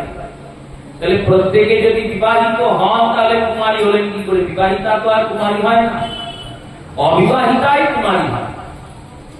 বললেন বিবাহিতা কিন্তু কুমারী। কি করে কুমারী? বললেন দেখো এই বিবাহিত হয়েছেন ঠিকই, কিন্তু পরিপূর্ণ বিবাহিতা নন। কেন বিবাহিতা নন? একটি করে পতি আছেন সবার, জগতে যেমন আছে সবার, এনাদেরও আছে, কিন্তু এনারা জানেন এই পতি হলেন পরমেশ্বরের রূপ, পরমেশ্বর ভক্ত। পরমেশ্বরের সেবা করতে পারবো না বলে শাস্ত্র আমাদের বলেছেন পতিকে পরমেশ্বর রূপে সেবা করতে। এবার স্বয়ং পরমেশ্বর যখন এসেছেন তখন যদি পরমেশ্বরের সেবা না করি তাহলে সেবার অপরাধ জন্মাবে। তাই পরমেশ্বরই আমাদের পরমপতি, সেই পরমপতি জগৎপতি গোবিন্দের চিন্তন করেন দিবারাত্র এই গোপীরা, তাই এনারা কুমারিকা। এখনো কৃষ্ণে অর্পিতা অন্যায়। এই কুমারিকা শব্দের অর্থ কি বললেন? কুমারিকা শব্দের অর্থ জীবাত্মা। এই জীবাত্মা এই অভিমান রূপী মায়ারূপী প্রদীপ দ্বারা অধীন হয়ে আছে। এই মায়াধীন জীবাত্মা যখন ভগবত ভজন করে, আর ভগবত ভজনের ফল কি হয়? বলল মায়ার দাসত্ব থেকে ছাড় করিয়ে গোবিন্দ নিজ চরণে নিয়ে নেন, জীবাত্মার পরমাত্মার প্রাপ্তি। এটাই পরিপূর্ণ মহারাজ। এই ব্রজকুমারিকাগণ, ব্রজাঙ্গনাগণ কাত্যায়নী অর্চনা করছেন আর বলছেন, হে কাত্যায়নী, হে মহামায়া, হে মহাযোগিনী শ্রীশ্বরী, নন্দ গোপ সুতং দেবী। কৃষ্ণের নাম করা যাবে না, কারণ পতির নাম করতে নাই, কৃষ্ণের নাম করতে নাই, গুরুর নাম করতে নাই, জ্যেষ্ঠ সন্তানের নাম করতে নাই, পত্নীর নাম করতে নাই, এগুলো নাম করতে নাই। নাম না করে অন্য কোনো বাক্য, অন্য কোনো নামে ডাকা। সেই রূপে কৃষ্ণ তো পতি, কৃষ্ণ ইষ্ট, কৃষ্ণই গুরু, তিনজন তো কৃষ্ণ, তার নাম করে কি করে? তার উপায় কি? তার পিতার নামটা করে দিচ্ছে। সাবধানে বলছেন মাদেরকে, বলছেন দেখো আমরা পতি রূপে চাই, কাকে চাই? নন্দ গোপ সুতং দেবী। নন্দগোপের যে পুত্র তাকেই চাই। তুমি যেন ভুল করে বসুদেবের পুত্রকে দিয়ে দিও না, নন্দগোপের ছেলেকে দিতে হবে, কারণ তার মধ্যেই সর্বরসের সমন্বয়। নন্দগোপ সুতং দেবী পতি মে কুরাতে নম, তিনি যেন আমাদের পতি হন। পতি শব্দের অর্থ, পতি শব্দের অর্থ প্রভু, পতি শব্দের অর্থ মালিক। শুধুমাত্র ভর্তা নন, শুধুমাত্র যিনি বরণ করবেন তিনি নন। দেখুন এই পুরুষদের অনেকগুলো নাম দেওয়া হয়, একটি বর, বললো বর কে না, যিনি বরণ করেন তিনি বর, যাকে বরণ করা হয় তিনি বর, যিনি ভরণ পোষণ করেন তিনি ভর্তা, আর যিনি রক্ষণাবেক্ষণ করেন, যিনি প্রভুত্বের দ্বারা তাকে প্রতিপালন করেন তিনি পতি। এনারা কি চাইছেন? বললো পতি হয় না, ভগবান যেন আমাদের পতি। পতি কি করে? বললো গতিতে অগতিতে স্ত্রীকে রক্ষা করে, এটা পতির কর্তব্য। ভক্তদের পতিত গোবিন্দ, পতি মানে মালিক। তাই ইতি মন্ত্র জপে নিত্যং পূজা চক্র কুমারিকা এবং মাসবতে চক্রু কুমার অবকৃষ্ণ চেতসে ভদ্রকালীন সমানুচ্চ নন্নস্যুতয় দম্পতি। বলেন হে ভদ্রকালী, হে মহামায়া, হে মহাযোগিনী শ্রীশ্বরী, কৃপা করে ভগবান কৃষ্ণকে আমাদের পতি করে দিন। এনারা ষোড়শ উপচারে গোবিন্দের পূজা আদি করছেন। এই রূপে পূজা করতে করতে মাস পার হয়েছে। একবারে পূজার যেদিন অন্তিম দিবস, এই অন্তিম দিবসে এনারা এসেছেন প্রাতকালে, ভোরবেলায়। নদ্যাকালচিত্যা তীরে নিক্ষবং পূর্ববৎ বাসাং শ্রীকৃষ্ণং গায়ন্তে বিজুতে সলিলং মুদা। প্রতিদিন যেমন এসে নদীর ধারে বস্ত্রগুলিকে ছেড়ে দিয়ে বিবস্ত্র হয়ে, নির্বস্ত্র হয়ে এনারা জলে নামেন, তেমনি আজকেও নদীর ধারে বিবস্ত্র হয়ে এনারা যমুনায় প্রবেশ করেছেন স্নান করতে। স্নান করবেন, করে উঠে বস্ত্র ধারণ করবেন, তারপর পূজা করবেন। আর এই যে বস্ত্র রেখে নেমেছেন জলে, অমনি ভগবান শ্রীকৃষ্ণ গিয়েছেন, আর গিয়ে সব কাপড়গুলো চুরি করে নিয়েছে। চুরি করে কি করেছে? চুরি করে কাপড়গুলোকে একটা কদম্বের ডালে তুলে দিয়েছে, আর সেই ডালে বসেছেন। এবার বসে বাঁশিটা বের করে বাজাতে শুরু করেছে। এবার বাঁশিটা বাজাচ্ছেন, সখীরা বলছে দেখ ওই মোহন মুরলীধারী মোহন বেণুর নাচ আমরা এখনো শুনতে পাচ্ছি, আমাদের মনে হয় গান বাজছে। বলল না না, গান বাজছে না, বাঁশি বাজছে। আহা কত সুন্দর বাঁশি বাজছে। এক সখী বলছে বাঁশিটা শুনে শুনে মনে হচ্ছে যেন কাছাকাছি কোথাও বাজছে। এই কাছাকাছি কোথাও যখন বাজছে বলেছে, অন্য সখীরা লজ্জিতা হয়েছেন, তাহলে কি ও বেটা কাছে কোথাও আছে? আমরা তো বস্ত্র পরে নাই, জলের মধ্যে আছি। এইবার তাকিয়ে দেখছেন গোবিন্দ বসে আছে কদমের ডালে, আর কাপড় চোপড় গুলো তাকিয়েছেন পাড়ের দিকে, একটাও কাপড় নাই, সব কাপড় কদমের ডালে গোবিন্দ নিয়ে বসে আছে। এইবার সখীরা লজ্জিতা হয়ে জলের মধ্যে নিজেদের দেহকে ডুবিয়ে দিয়েছে। কালো জল, কালিন্দির অন্ধকার এখনো আছে, সূর্যদেব এখন ওঠে, শুধু মুখগুলো বের করে আছেন। আর এই রূপে তারা ভগবানের কাছে ভিক্ষা করছেন, বলছেন হে গোবিন্দ, তুমি এই অসময়ে এখানে এসেছো কেন? এটা তো তোমার সময় না। ভগবান বলছেন আমার তো সব সময় সময়, কোনোটাই অসময় নয়। তো কেন তুমি এখানে এলে কেন? বলে তোমরা ডাকলে তাই এলাম। আমরা কোথায় ডাকলাম? বলে 1 মাস ধরে ডাকছো, একদিন ডাকছো নাকি? আজকে ডাকলে শুনতে পেলাম না, এলাম না, সে আলাদা কথা। 1 মাস ধরে প্রতিদিনই তো ডাকছো, প্রতিদিনই তো বলছো কাত্তায়নীকে কাত্তায়নী মহামায়ী মহাযোগী নির্দিষ্টরী নন্দগোপ সুতম প্রতিম পুরাতে নাম। নন্দগোপ সুত কে? নন্দগোপ সুত তো আমি, নন্দরাজার পুত্র। সেই নন্দরাজার পুত্রকে ডাকছো বারবার করে, তাহলে আমাকে আসতে হবে না? পতিকে চাইছো, পতি আসবে না? আমি এসেছি। দেখলেন এনার সঙ্গে বাচালতায় বাতুলতাতে পারা যাবে না। ইনি তো বচনে পটু, বচনম মধুরম, মধুর বচন বলে। মধুর মধুর কয়েছে কথা শ্রবণ মনের ঘোচায় ব্যথা। চাঁদ যেন উদার হয় সুধা, চাঁদ যেমন সুধা বের করে, সুধা জড়ায়, যেমন চাঁদ থেকে জ্যোৎস্না ঝরে, তেমনই গোবিন্দের মুখ থেকে মধুর মধুর বাক্য। ভগবান এই কথা বলেছেন যখন, গোপীরা বলছেন শোনো, এসেছো এসেছো, দেখো আমরা তো অবলা, আমরা তো স্ত্রী, আমাদের লজ্জা হচ্ছে ভূষণ।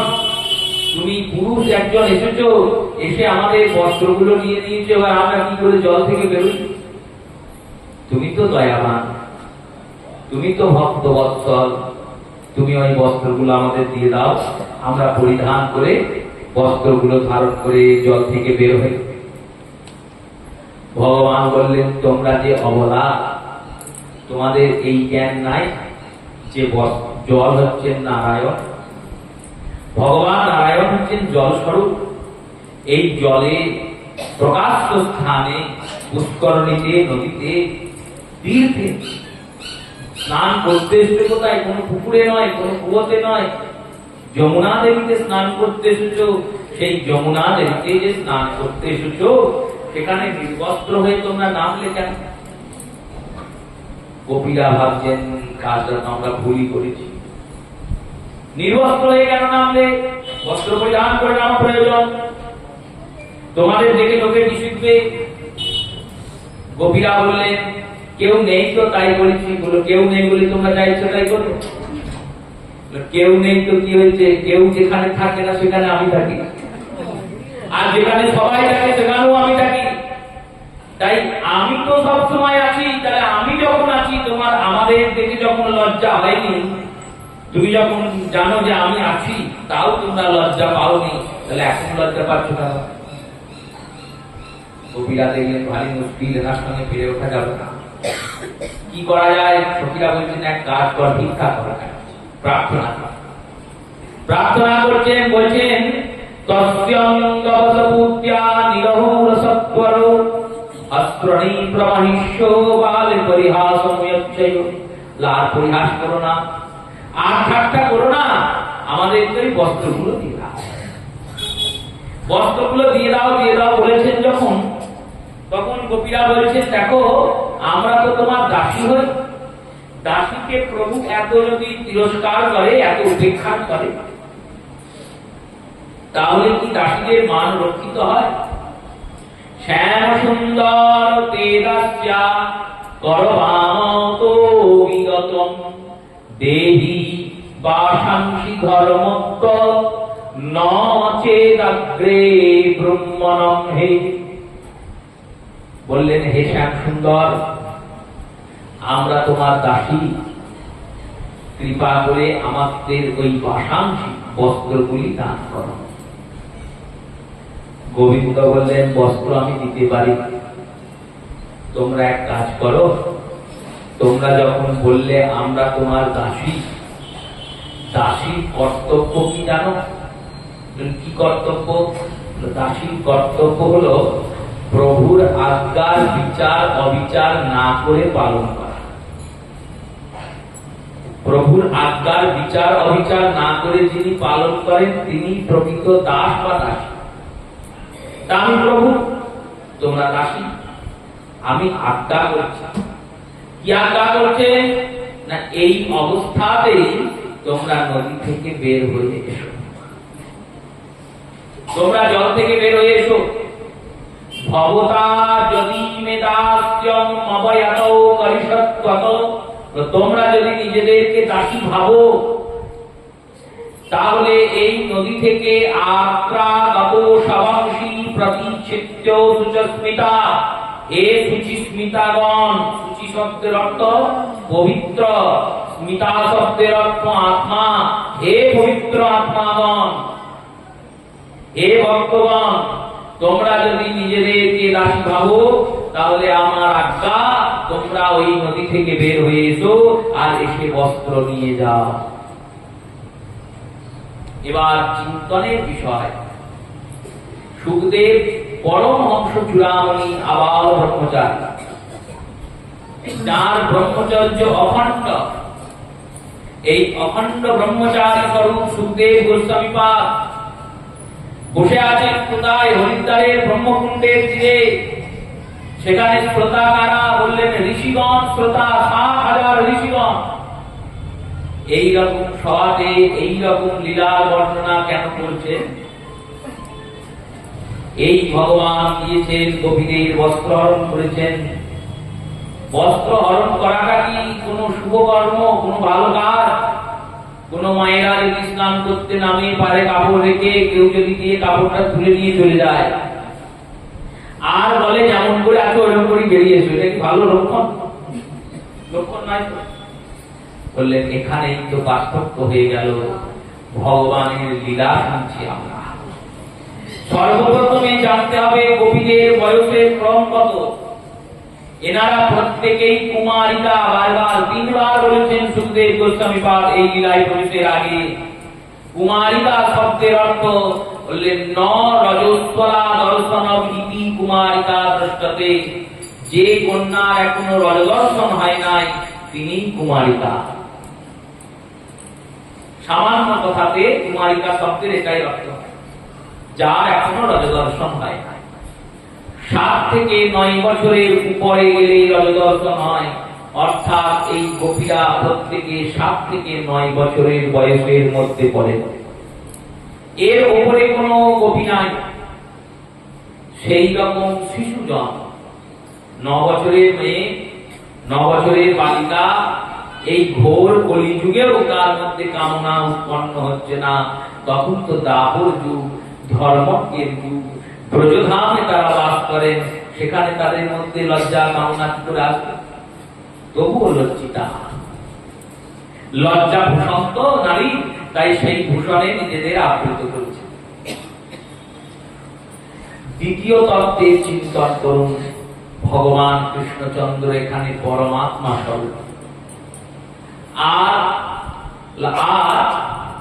এই যে বৃক্ষের উপর গোবিন্দ বসে আছেন, এই বৃক্ষটি নিগম বৃক্ষ, নিগমরূপী কল্প বৃক্ষ, বেদ বৃক্ষ। কদম্বের গাছ তো লীলাতে দেখাচ্ছেন, তত্ত্বের দৃষ্টিতে এই বৃক্ষটি হচ্ছে নিগমরূপী বেদ বৃক্ষ। আর বেদ বৃক্ষে গোবিন্দ বসে আছেন, বেদধ্যায় স্বরূপ ভগবান, সেই বেদ গর্ভ ভগবান বসে আছেন।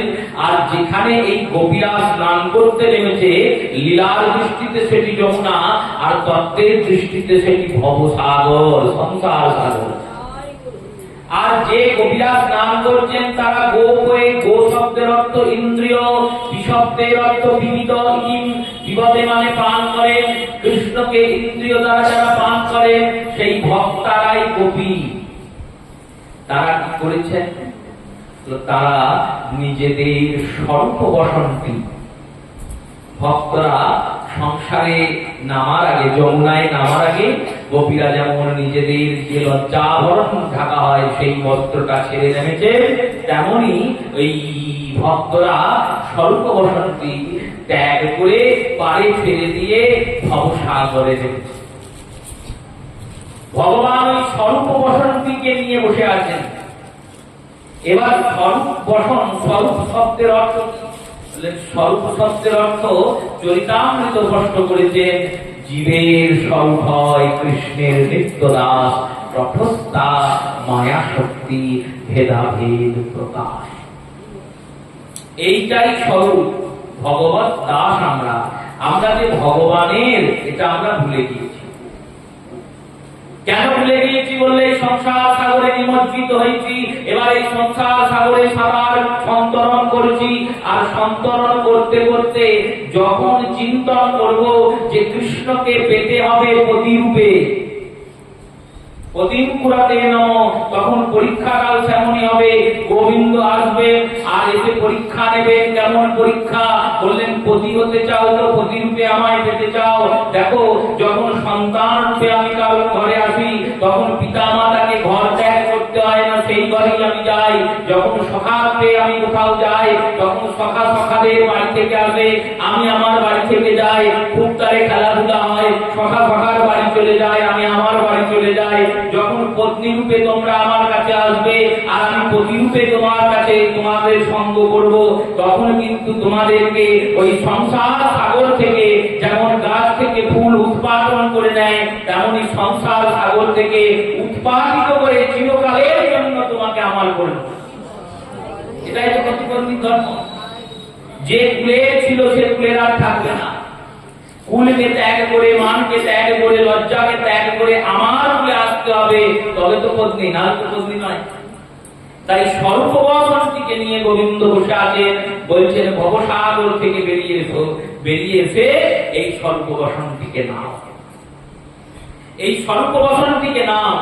গোপীরা, ভক্ত শিরোমণি, তারা বললেন, ভগবান যখন এত বড় কথা বলে দিলেন যে আমার আদেশ এই রূপেই বেরিয়েছো, তখন আমরা এই রূপেই বেরোবো।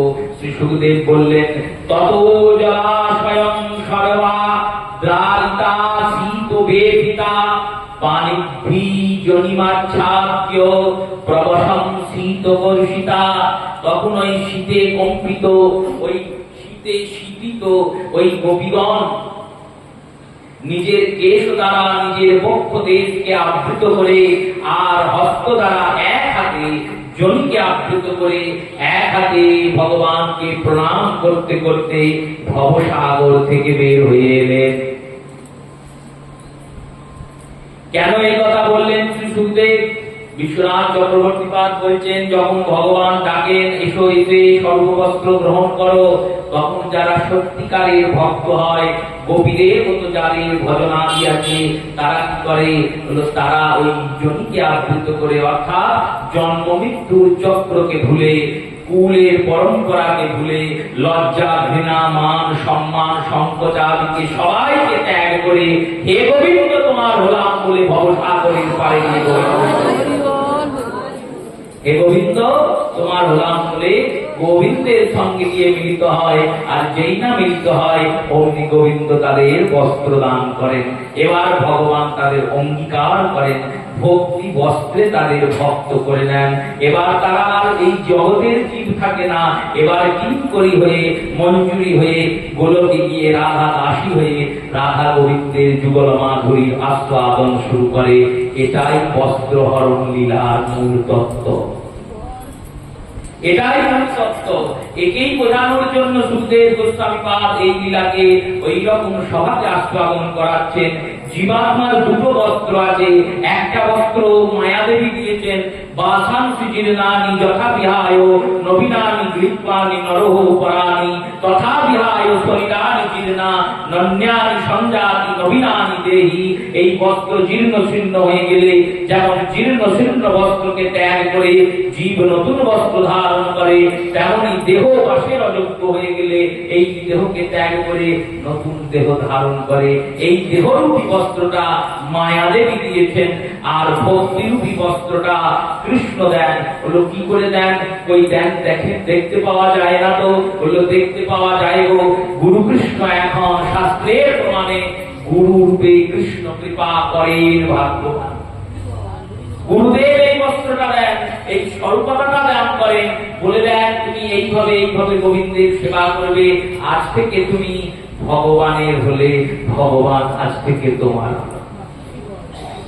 এই চিরহরণ, এই বস্ত্রহরণ, এই বস্ত্রহরণ কবিদের বস্ত্রদান। ভগবান আয়াত বিক্ষম শুদ্ধ প্রভাব প্রসিতা স্কন্দে নিবাদয়া ভাষাংসি বৃত্তং প্রমচয় সমস্থিত।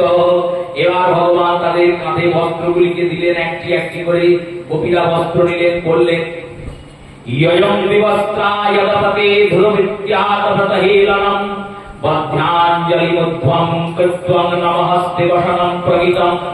আর গোপীরা এবার বস্ত্রটা কাঁধে নিয়ে বস্ত্র দ্বারা আবৃত হয়ে বৃদ্ধাঞ্জলি দূরে করজন করাঞ্জলি দূরে ভগবানের স্তুতি করলেন। কেউ করবে ভগবানের স্তুতি? ভগবানের স্তুতি কেন করবে? ও বললো আমাদের কাপড় চুরি করেছিল, আমাদের কষ্ট দিয়েছে, তার স্তুতি করবো? বললেন না না, তারা ভক্ত, তারা জানেন গোবিন্দ পরীক্ষা নিতে এসেছিলেন, আমরা পরীক্ষায় হারি নাই, আমরা গোবিন্দের বলে পাস করে গিয়েছি। এবার তো পাস যখন করেছি পুরস্কার পাবো। ভগবান তো পরীক্ষা নিতে এসেছিলেন, পরীক্ষা উন্ময় গোবিন্দ প্রত্যেক ভক্তের পরীক্ষা নেন। দেখুন মা যশোদার পরীক্ষা নিচ্ছেন, কেমন পরীক্ষা? যশোদার বলে গিয়ে স্তনপান করছে না, দুধ ওখানে উঠলে উঠছে, যশোদা গোপালকে নামিয়ে দুধ আগে। যেই না ছুটেছে ভাবলেন আমার মা এই কাজ করলো, দাঁড়াও আজকে দুধের বংশই রাখবো না, সব ভেঙে নাশ করবে। সকালের পরীক্ষা নেন, সকালে বলেন দেখো আমি রাজার ছেলে, কেন তোদেরকে কাঁধে নেবো? সকালাও সেরকম, তারাও পরীক্ষায় পাশ করেন, তারা বলেন দেখো রাজার ছেলে হলে রাজার বাড়িতে থাকতো, এসেছো কেন? এসেছো যখন, পরীক্ষা যখন পাশ করেছেন, সকালের কাঁধে গোবিন্দ চেপেছেন, গোবিন্দের কাঁধে সকালে চেপেছে, পরীক্ষায় পাশের পুরস্কার এটা। যশোদা পরীক্ষায় পাশ করেছেন, যখন পরীক্ষায় পাশ করেছেন যশোদা গোপালকে বেঁধেছেন, এটা যশোদার পুরস্কার, বাৎসল্য রসের পুরস্কার। এবার মাধুর্য রসময়ী গোপীরা তারা পরীক্ষা দিয়েছেন, পাশ করেছেন, এবার তাদের পুরস্কার দেওয়ার সময় ভগবান পুরস্কার দিলেন। কি পুরস্কার দিলেন? পরিধায় সবাংশী পৃষ্ঠায় সজ্জিতা গৃহীত্ব চিত্ত নলজ্জস্ত লক্ষণা। বললেন তোমরা এবার বাড়ি চলে যাও, তোমাদের যে অভিমত, তোমরা যেমন আমায় চাইছো আমি ঠিক তেমন ভাবেই তোমাদের কাছে যাব। কেমন ভাবে গোপীরা চেয়েছেন? প্রতিরূপে, ভগবানকে প্রতিরূপে চেয়েছেন। তো ভগবান সংকল্প করলেন, বলে দিলেন, কথা দিয়ে দিলেন, সংকল্প বিধদ সাধব ভবাবিনং মনর্জনম মায়ানুমোদিতং সহস সতত ভূতয় স্থিত। তোমরা যা যা সংকল্প করেছো হে সাধ্বীগণ, হে সতীগণ, তোমাদের সেই সংকল্প পূর্ণ হবে। শ্রী সুখদেব বলতে লাগলেন এই রূপে হেমন্তকালে ব্রজগোপীরা শ্রী কাত্যায়নী দেবীর পূজা করেছিলেন। এবার ভগবান সেই দিনকেই বাল্যভোগাদি গ্রহণ করার পরে পরিক্রমণ করতে করতে কাম্যবন থেকে আরো অনেক দূরে অবস্থিত হলেন। সখারা বলতে শুরু করলো কৃষ্ণকে, হে কৃষ্ণ আমাদের ক্ষুধা পেয়েছে, সারাদিন গরু চড়িয়ে চড়িয়ে আজকে আমাদের প্রচন্ড ক্ষুধা পেয়েছে, বাড়ি থেকে খাবার আনতে পারি নাই, খাদ্য আনা হয় নাই, তাই হে মাধব আমাদের এই ক্ষুধার জ্বালা নিবারণ করো। গোবিন্দ বললেন ওই দেখো দূরে ধোঁয়া উঠছে, দেখতে পাচ্ছ? সখারা বললেন হ্যাঁ পাচ্ছি। বললো ধোঁয়া উঠছে, ওখানে যজ্ঞ হচ্ছে, তোমরা এক কাজ করো ওই যজ্ঞস্থলে যাও, যজ্ঞস্থলে গিয়ে প্রয়াত দেব যোজনং ব্রহ্মণ ব্রহ্মবাদিন সত্রাদি সমরসং কাম অষ্টতে স্বর্গ কাময়া। স্বর্গের কামনা করে ওই ব্রাহ্মণগণ যারা ব্রহ্মবাদী, সেই ব্রহ্মবাদী ব্রাহ্মণগণ যজ্ঞ করছেন, যাও ওখানে গিয়ে যজ্ঞের অন্ন ভিক্ষা করে নিয়ে এসো। গিয়ে বলো কৃষ্ণ বলরাম এসেছেন, কৃষ্ণ বলরামের ক্ষুধা লেগেছে, একটু অন্ন দেবে। কে অন্ন চাইছে? স্বয়ং ভগবান। সামান্য কোন অন্ন চান নাই, যজ্ঞের অন্ন চাইছে। সামান্য অন্নে দোষ থাকে, যজ্ঞান্নে কোনো দোষ থাকে না, যজ্ঞের অন্নই গ্রহণ করতে হয়। তাহলে আমরা তো যজ্ঞ করি না, তাহলে তো অন্ন গ্রহণ আমাদের দোষ হয়ে যায়। না, যজ্ঞ অন্ন শব্দের অর্থ প্রসাদী অন্ন।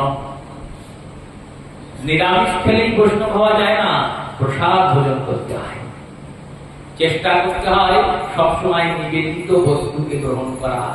আমরা কি করে প্রসাদ ভোজন করব? প্রতিদিন কি প্রসাদ ভোজন করা যায়? কে বললো করা যায় না? তুলসী দল নেবে, শুদ্ধ সাত্বিক ভাবে রন্ধন করে সেই রন্ধিত সামগ্রীর উপর তুলসী দল রেখে গুরুর মন্ত্র, ইষ্ট মন্ত্রের জপ করে চিন্তন করবে। এই ভক্তি ভগবান গ্রহণ করলেন। ভগবানের ভোগ শ্রী গুরুদেব পেলেন, আর শ্রী গুরুদেবের প্রসাদ আমি পাচ্ছি। এইভাবে যদি পাও, বাড়িতে বসে প্রতিদিনই প্রসাদ পাবে। কিন্তু এত সময় কি আমাদের হবে? এই সময়টা বের করা কি সহজ ব্যাপার? তাই সময় হয় না প্রসাদ করতে। প্রসাদ অন্নে দোষ নাই, প্রসাদ অন্ন গ্রহণ করতে হয়। এই নিয়ম সেবাতে যারা ব্রত করছেন, তারা ব্রত অন্ন গ্রহণ করছেন, প্রসাদ অন্নই ব্রতের মতো করে নিয়ে যে যে বস্তুর নিষেধ আছে সেই বস্তুকে বাদ দিয়ে অন্নের রন্ধনাদি করে প্রসাদ সেবন করছেন। যদি কেউ না পারা যায়, যদি কেউ না পারে, তাহলে এমনি অন্যই প্রসাদ রূপে গ্রহণ কর, দোষ নাই তাকে। তাতে তুমি বেগুন খাও, তাতে তুমি পটল খাও, গতি নাই। কেন বললো? আমি নিয়ম সেবা তো করি না, প্রসাদ পাচ্ছি, আমি তো সামান্য জিনিস পাচ্ছি। প্রসাদ চিন্ময় তত্ত্ব। চিন্ময় তত্ত্ব মানে বলেন ভগবান সাক্ষাৎ। ভগবান যেমন চিন্ময়, প্রসাদ চিন্ময়। ভগবানের মধ্যে যেমন কোন রকম দূষিত ভাব অবস্থান করতে পারে না, তেমনি প্রসাদের মধ্যেও দূষিত ভাবের অবস্থান। শ্রী জগন্নাথ ধামে পুরীতে সব থেকে বড় ভগবানের সেবাই হচ্ছে প্রসাদ। প্রসাদের গ্রহণ কেন বললেন? প্রসাদ মহাপ্রসাদ সাক্ষাৎ জগন্নাথ। জগন্নাথ আর মহাপ্রসাদের কোনো ভেদ নাই। জগন্নাথকে যতটা শ্রদ্ধা করো, মহাপ্রসাদকেও ততটাই শ্রদ্ধা করবে। এই মহাপ্রসাদ পেতে কেউ বসেছো, আর সেই সময় তোমার কাছে কেউ এসেছে আর প্রসাদ চাইছে, ওই একটুপাক থেকে তাকে প্রসাদ দেবে, সেও সানন্দে গ্রহণ করবে। মহাপ্রসাদ কখনো এটো হয় না, কখনো এটো হয় না। কুরুক্ষেত্রের মধ্যে গিয়েছো, পান্ডাজিরা তোমাকে, তোমার নিয়ম একবার অন্ন পাওয়া, তোমাকে খাইয়ে দিয়েছে, ভাত করে খাও, বিতর্ক করবে না, পেয়ে নেবে। কেন পেয়ে নেবো? বলে দেখো, কুরুক্ষেত্রের মধ্যে কোন নিয়ম খাটে না। কুরুক্ষেত্রে মহাপ্রসাদ একটু হয়। কুরুক্ষেত্রের মধ্যে অন্ন উচ্ছিষ্ট নয়, অন্ন উচ্ছিষ্ট শ্রীক্ষেত্রের বাইরে। এই মহাপ্রসাদকে স্পর্শ করলে, মহাপ্রসাদকে গ্রহণ করলে সব সময় গ্রহণ করা যায়। মহাপ্রভু লীলা দর্শন করাচ্ছেন, সার্বভৌমের নিকটে মহাপ্রভু পৌঁছিয়েছেন ভোর বেলায় মঙ্গলারতি থেকে কাছে মহাপ্রসাদ নিয়ে। দেখছেন পণ্ডিতের তো খুব বিচার, নাকি পণ্ডিতের মধ্যে বিচার বৃদ্ধি দিয়েছে। গিয়ে সার্বভৌমকে দেখেছেন, সার্বভৌম উঠেছেন, ওঠার পরেই হাতে মহাপ্রসাদ দিয়েছে। এবার যদি পণ্ডিত থাকে, পণ্ডিত চিন্তন থাকে, সে গিয়ে স্নান করবে, জপ করবে, আমৃত করবে, দন্তমার্জন করবে, তারপর প্রসাদ পাবে। একবারে বই দুবার অন্ন পাবে না, পণ্ডিত বিচার করবে। সার্বভৌম প্রসাদ নিয়ে তৎক্ষণাৎ ভক্ষণ করলেন। কেন করলেন? মহাপ্রসাদ পাওয়া মাত্রই সেবন করতে হয়। প্রসাদের এইটাই গরিমা, এইটাই মহিমা। প্রসাদ অর্থে প্রসন্নতা, প্রসন্নতা বিমানের জন্য প্রসাদ। যাও গিয়ে অন্ন ভিক্ষা করে আনো, অন্ন ভিক্ষা করে আনো বলে যখন গিয়েছেন। এখন প্রসাদ নিয়ে অনেক রকম চর্চা চলে লোকের মধ্যে। একাদশীর দিনে আমি একাদশী করছি, গোবিন্দ একাদশী করছে। কোন গোস্বামী মন্দিরে, যেখানে গোস্বামী পরম্পরায় সেবা, সেই মন্দিরে একাদশীর দিনে গোবিন্দকে একাদশী করানো হয় না। কেন হয় না? বলে ভগবান একাদশী করেন না। একাদশী আমরা করব, ভগবানের একাদশী নাই। ভগবান সব দিনই দ্বাদশী করেন। জন্মাষ্টমীর দিনও ভগবানের ভোগ হবে, রাধাষ্টমীর দিনেও ভোগ হবে, একাদশীর দিনেও ভোগ হবে। আমি পাবো না, কিন্তু হবে ভোগ, তার ভোগ হবে। সেই অন্নপ্রসাদ দর্শন করলেও অপরাধ নাই, সেই অন্নপ্রসাদ মস্তকে নিলেও অপরাধ নাই, সেই অন্নপ্রসাদ স্পর্শ করলেও অপরাধ নাই। আপনার ব্রত খণ্ডন হবে না।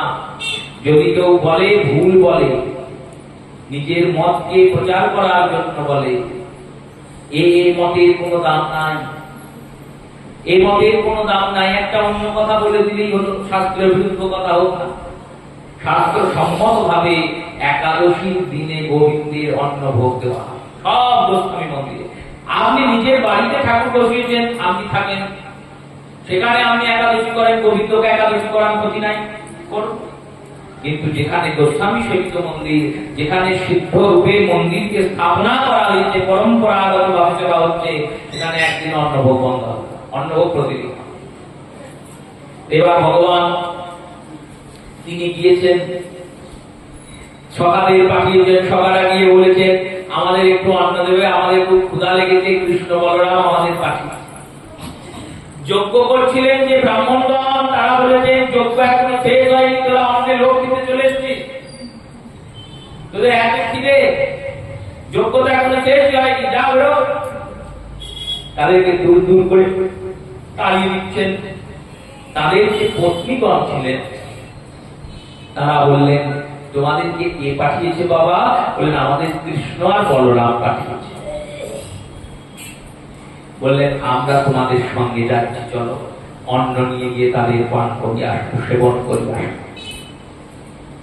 এবার অন্ন নিয়ে যাচ্ছেন, ঋষিগণ আটকিয়েছেন, বললেন যাওয়া যাবে না, আমাদের আদেশ, আমরা তোমাদের প্রতি, আমরা বলেছি ওই গয়াদের কাছে যাওয়া যাবে না, ওই কৃষ্ণ বলরামকে। যজ্ঞপত্নীগণ বললেন ত্বং ব্রহ্ম পরমং সাক্ষাৎ ভগবদ অদক্ষজং মনুষ্য দৃষ্টা দুষ্পর্যা মর্তাৎ মননমে। বললেন ওই কৃষ্ণ আর বলরাম হলেন স্বয়ং ভগবান, জগতে এসেছেন মনুষ্যদের কল্যাণ করার।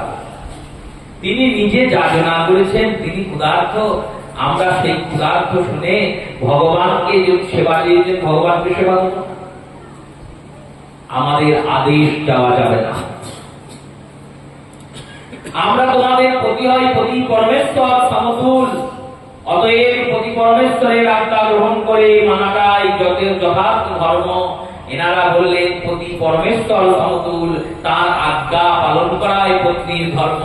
কিন্তু কোথাও কি ধর্মের সীমাটা যেমন হলো, কোথাও কি যতক্ষণ পতি ধর্মপুরাণ আজ্ঞা দান করেন ততক্ষণ। যদি পতি অধর্মের কোন আজ্ঞা দান করেন, পাপ কর্মের আজ্ঞা দান করেন, সেই আজ্ঞাকে পালন করা পত্নীর ধর্ম নয়। আর আপনি পরমেশ্বর সমতুল, আর যিনি অন্ন চেয়ে পাঠিয়েছেন তিনি স্বয়ং পরমেশ্বর। তাহলে কার সেবা করব? পরমেশ্বরকে পাবো বলে পরমেশ্বর স্বরূপপতির সেবা করছি। সেবা করতে করতে করতে করতে ফলদানের সময় এসেছে, পরমেশ্বর স্বরূপে পতির সেবা করেছি বলেই পরমেশ্বর আমাদের ডেকে পাঠিয়েছেন। এবার যদি বলি না না যাবো না, পতির সেবাতেই থাকবো, তাহলে তো আমরা ঠকে যাব। তাই ঠকতে তো পারবো না, আমরা যাবই। এই বলে প্রত্যেকে গমন করলেন, ভগবান কৃষ্ণের কাছে গেলেন। ভগবান ওই যজ্ঞপত্নীদের সুন্দর সম্ভাষণ করলেন। স্বাগতশ্চ মহাভাগা আসক্তাং করতাম কিমং জনদিদক্ষয়া প্রাপ্তা উন্মত্তনা বহুবিহি। হে মহাভাগ্যবতীগণ, তোমরা এসো, তোমাদের স্বাগতম, তোমাদের জন্যই আমি অপেক্ষা করছিলাম, ক্ষুধার করে বসেছিলাম, আমার ক্ষুধার পালন করো। গোবিন্দকে অন্ন সেবন করিয়েছেন, ভগবান অন্ন সেবা করেছেন। সকালে বলরামকে সবাইকে অন্ন সেবা করানো হয়েছে। এবার অন্ন সেবার পরে ভগবান তাদের বললেন তোমরা এবার পুনরায় ফিরে যাও, তোমরা এবার পুনরায় ফিরে যাও। বললেন কোথায় ফিরে যাব মাধব? আমাদেরকে পতিরা বলেছেন আশ্রম থেকে বেরিয়ে গেলে আর ফেরা হবে না। বললেন যারা বলেছেন তাদের কাছেই ফিরে যাও, দেখবে তারা তোমাদের সানন্দে গ্রহণ করবে। এখানে প্রশ্ন হয় ভগবান এনাদের ফিরিয়ে দিলেন কেন? গোপীদের কিন্তু ফেরাবেন না রাস্তে। বললেন এনারা বাৎসল্য রসে ভগবানের সেবা করতে চান। বাৎসল্য রসে যে সেবা করবে, বাৎসল্য রসে এনারা ভগবানের মাতৃ সমতুলা, তাদেরকে ভগবান শ্রদ্ধা করেন। এই শ্রদ্ধা চিত্তে চিন্তন করছেন। এনারা যদি চলে আসেন এনাদের পতিদের অহিত, এই পতিদেরকে ফিরিয়ে দেওয়ার জন্য ওই ভগবান ফিরিয়ে দিয়েছেন। এই পতিগণ কারা? বললেন এরা সপ্ত ঋষি। জ্ঞানী হয়ে অহংকারে অহংকারিত হয়ে অভিশাপে অভিসম্পৃত হয়ে এনারা জগতে এসেছেন। আর সপ্তর্ষি পত্নীগণ যৌগিক পত্নী রূপে অবতীর্ণ হয়েছেন। তারা ফিরে গেলেন। ফিরে যাওয়ার পর দেখছেন যে পতিরা তাদেরকে অপমান করে তাড়িয়ে দিয়েছিলেন, দৃষ্টা শ্রীনাং ভগবতী কৃষ্ণে ভক্ত মৌলিকম আত্মনাচ্চ তয়া ধনু তপ্তায় বহুরদম। সেই পতিগণ করজোড়ে পত্নীদের বলছেন, আপনারা মহাভাগ্যবতী, আপনাদের কৃপাতে আমরা কৃষ্ণ দর্শন পেয়েছি। ধীক জন্ম নস্ত্রী বিদ্যং ধীক ব্রতং ধীক ব্রহ্ম জ্ঞানম ধীক ক্রিয়া দক্ষতা বিমুক্ষেতু অদক্ষজে। আমাদের জ্ঞানে ধীক, আমাদের ব্রহ্ম জ্ঞানে ধীক, আমাদের যজ্ঞে ধীক, বিদ্যায় ধীক, কিছুতেই আমাদের কিছু হয়নি। যে বিদ্যা ভগবানকে জানায় না, যে বিদ্যা ভগবানকে ভুলিয়ে দেয়, সেই বিদ্যায় বিদ্যা হয়ে আমরা করলাম কি? তাই আপনাদের কৃপাতে আমরা কৃষ্ণ দর্শন পেয়েছি। আপনারা চলে যাওয়ার পর যজ্ঞ থেকে ভগবান যজ্ঞ নারায়ণ রূপে অবতীর্ণ হয়েছেন, সবিস্তারে আমাদের যজ্ঞের হোমি গ্রহণ করেছেন। আর তিনি বলেছেন, তোমাদের পত্নীদের সৌভাগ্যে আমি প্রসন্ন চিত্ত হয়ে, এতদিন ধরে তোমরা যজ্ঞ করছো, যজ্ঞের মধ্যে অহংকার ছিল বলে পূর্তি হয়নি, আজকে যজ্ঞের অন্ন কৃষ্ণ সেবায় লেগেছে। তোমাদের পত্নীদের পুণ্যের ফলে, তোমাদের পত্নীদের উপরে আমি কৃপা করেছি বলে তোমাদের যজ্ঞ আজ পূর্ণ হয়েছে। পত্নীদের তারা আনন্দে গ্রহণ করেছেন। পত্নীরা করজোড়ে একত্রিত হয়ে পতি আর পত্নী মিলিত হয়ে যজ্ঞের পূর্ণাহুতি দিয়েছেন। আর এইখানেই শ্রী দশম স্কন্ধে ত্রয়োবিংশ অধ্যায় আর আজকের হরিকথা বিশ্রাম নিচ্ছে। শ্রী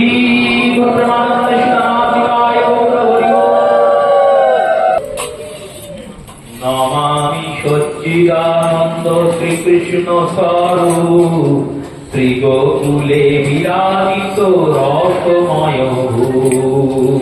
নমামি সচ্চিদানন্দ শ্রীকৃষ্ণ স্বরূপ শ্রী গোকুলে বিরাজিত রসময় ভূপ। হরি হরি মাতৃভয়ে পলায়ন লীলা শ্রবণে কুণ্ডল বলে বনমালা। হরি হরি মাতৃভয়ে পলায়ন লীলা শ্রবণে কুণ্ডল বলে বনমালা। উদুফল হতে লক্ষ কম্পজনিকার ভাবিতা যশোদা হয়ে ভক্তি দয়াময়। উদুফলে হতে লক্ষ কম্পজনিকার ভাবিতা যশোদা হয়ে ভক্তি দয়াময়।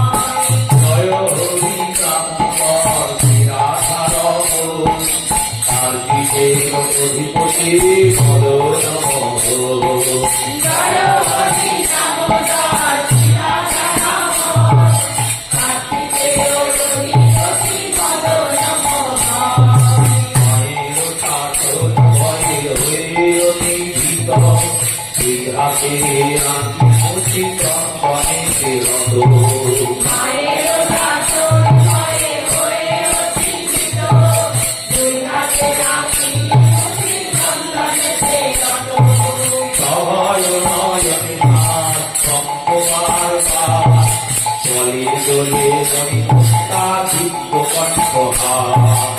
সহায় নয়নে প্রাণ সম্পবার পাত চলে দোলে মণিমুক্তা দিব্য কণ্ঠহার। যশোদা মায়ের গানে গররাবদ্ধ বকুলে গোরথ কোটি ভক্তি পাদে বদ্ধ। যশোদা মায়ের কাছে উদররা কত, গোকুলে গোলকপতি ভক্তি পাদে বদ্ধ। জয় হরি কান্তর বিরাধার কার্তিকের অধিপতি মদন জয় হরি দামোদর বিরাজমান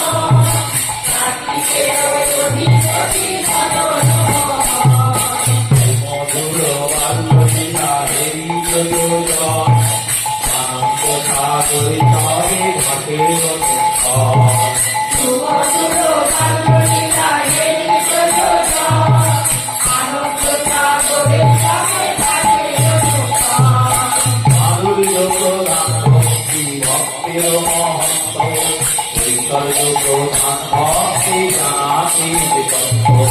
মাধুর্য প্রধান ভক্তি ভক্তের মহত্ব, ঐশ্বর্য প্রধান ভক্তি জানাতে তত্ত্ব।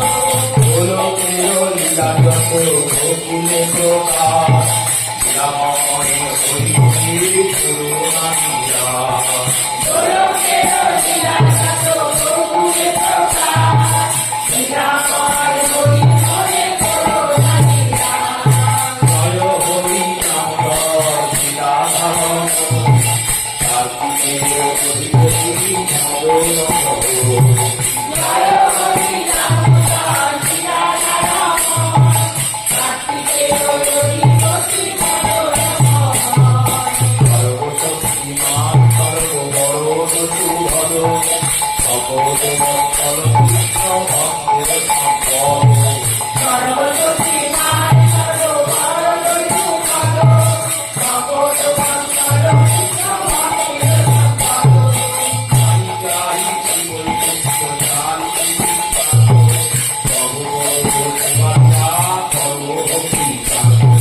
নারী চারি জীবনযুক্ত চারি গুণকাণ্ড, ভগবৎ সেবা দিয়া করো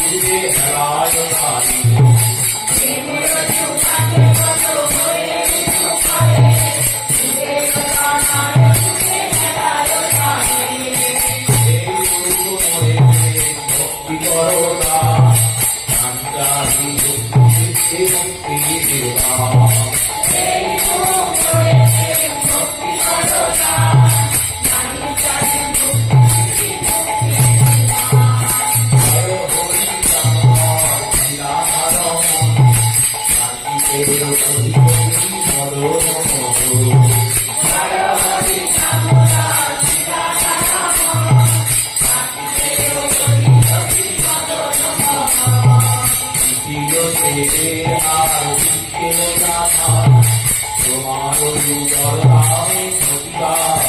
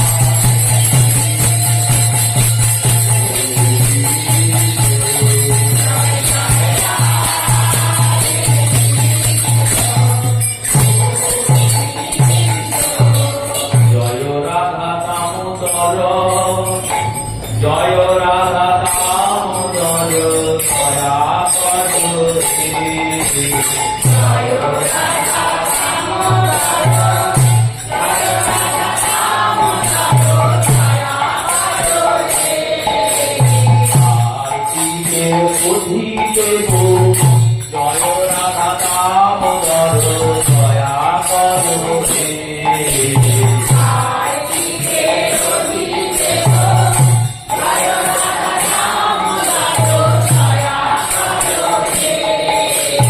মা যশোদার নীলমণি জয় রাধা দামোদর দয়া করো হে।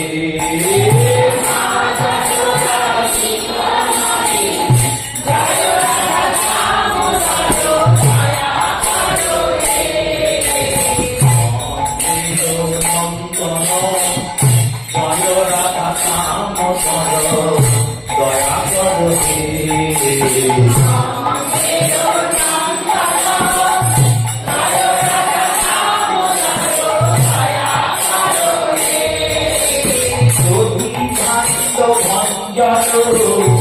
জয় রাধা দামোদর দয়া করো হে।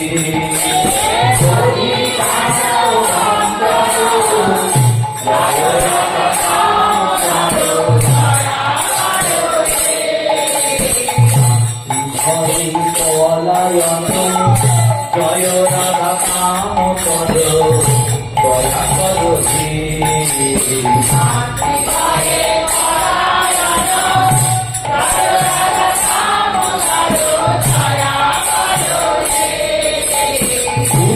ফলে বন্ধন জয় রাধা দামোদর দয়া করো হে।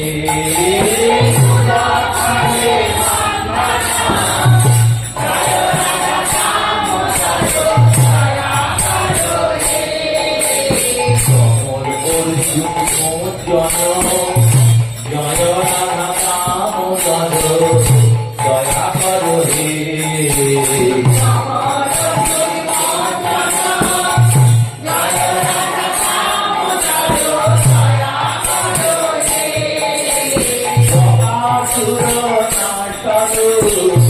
জয় রাধা দামোদর দয়া করো হে।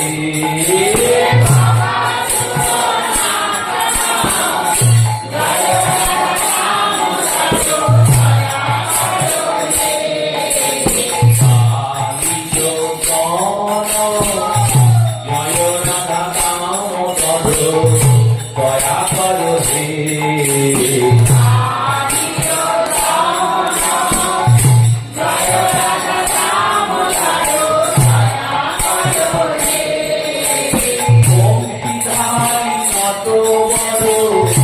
জয় রাধা দামোদর দয়া করো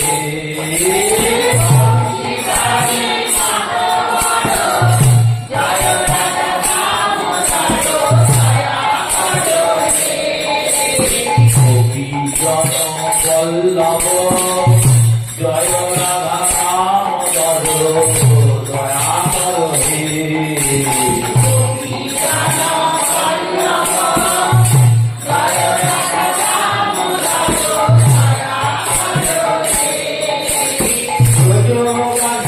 জীবন জয় রাধা দামোদর দয়া করো হে।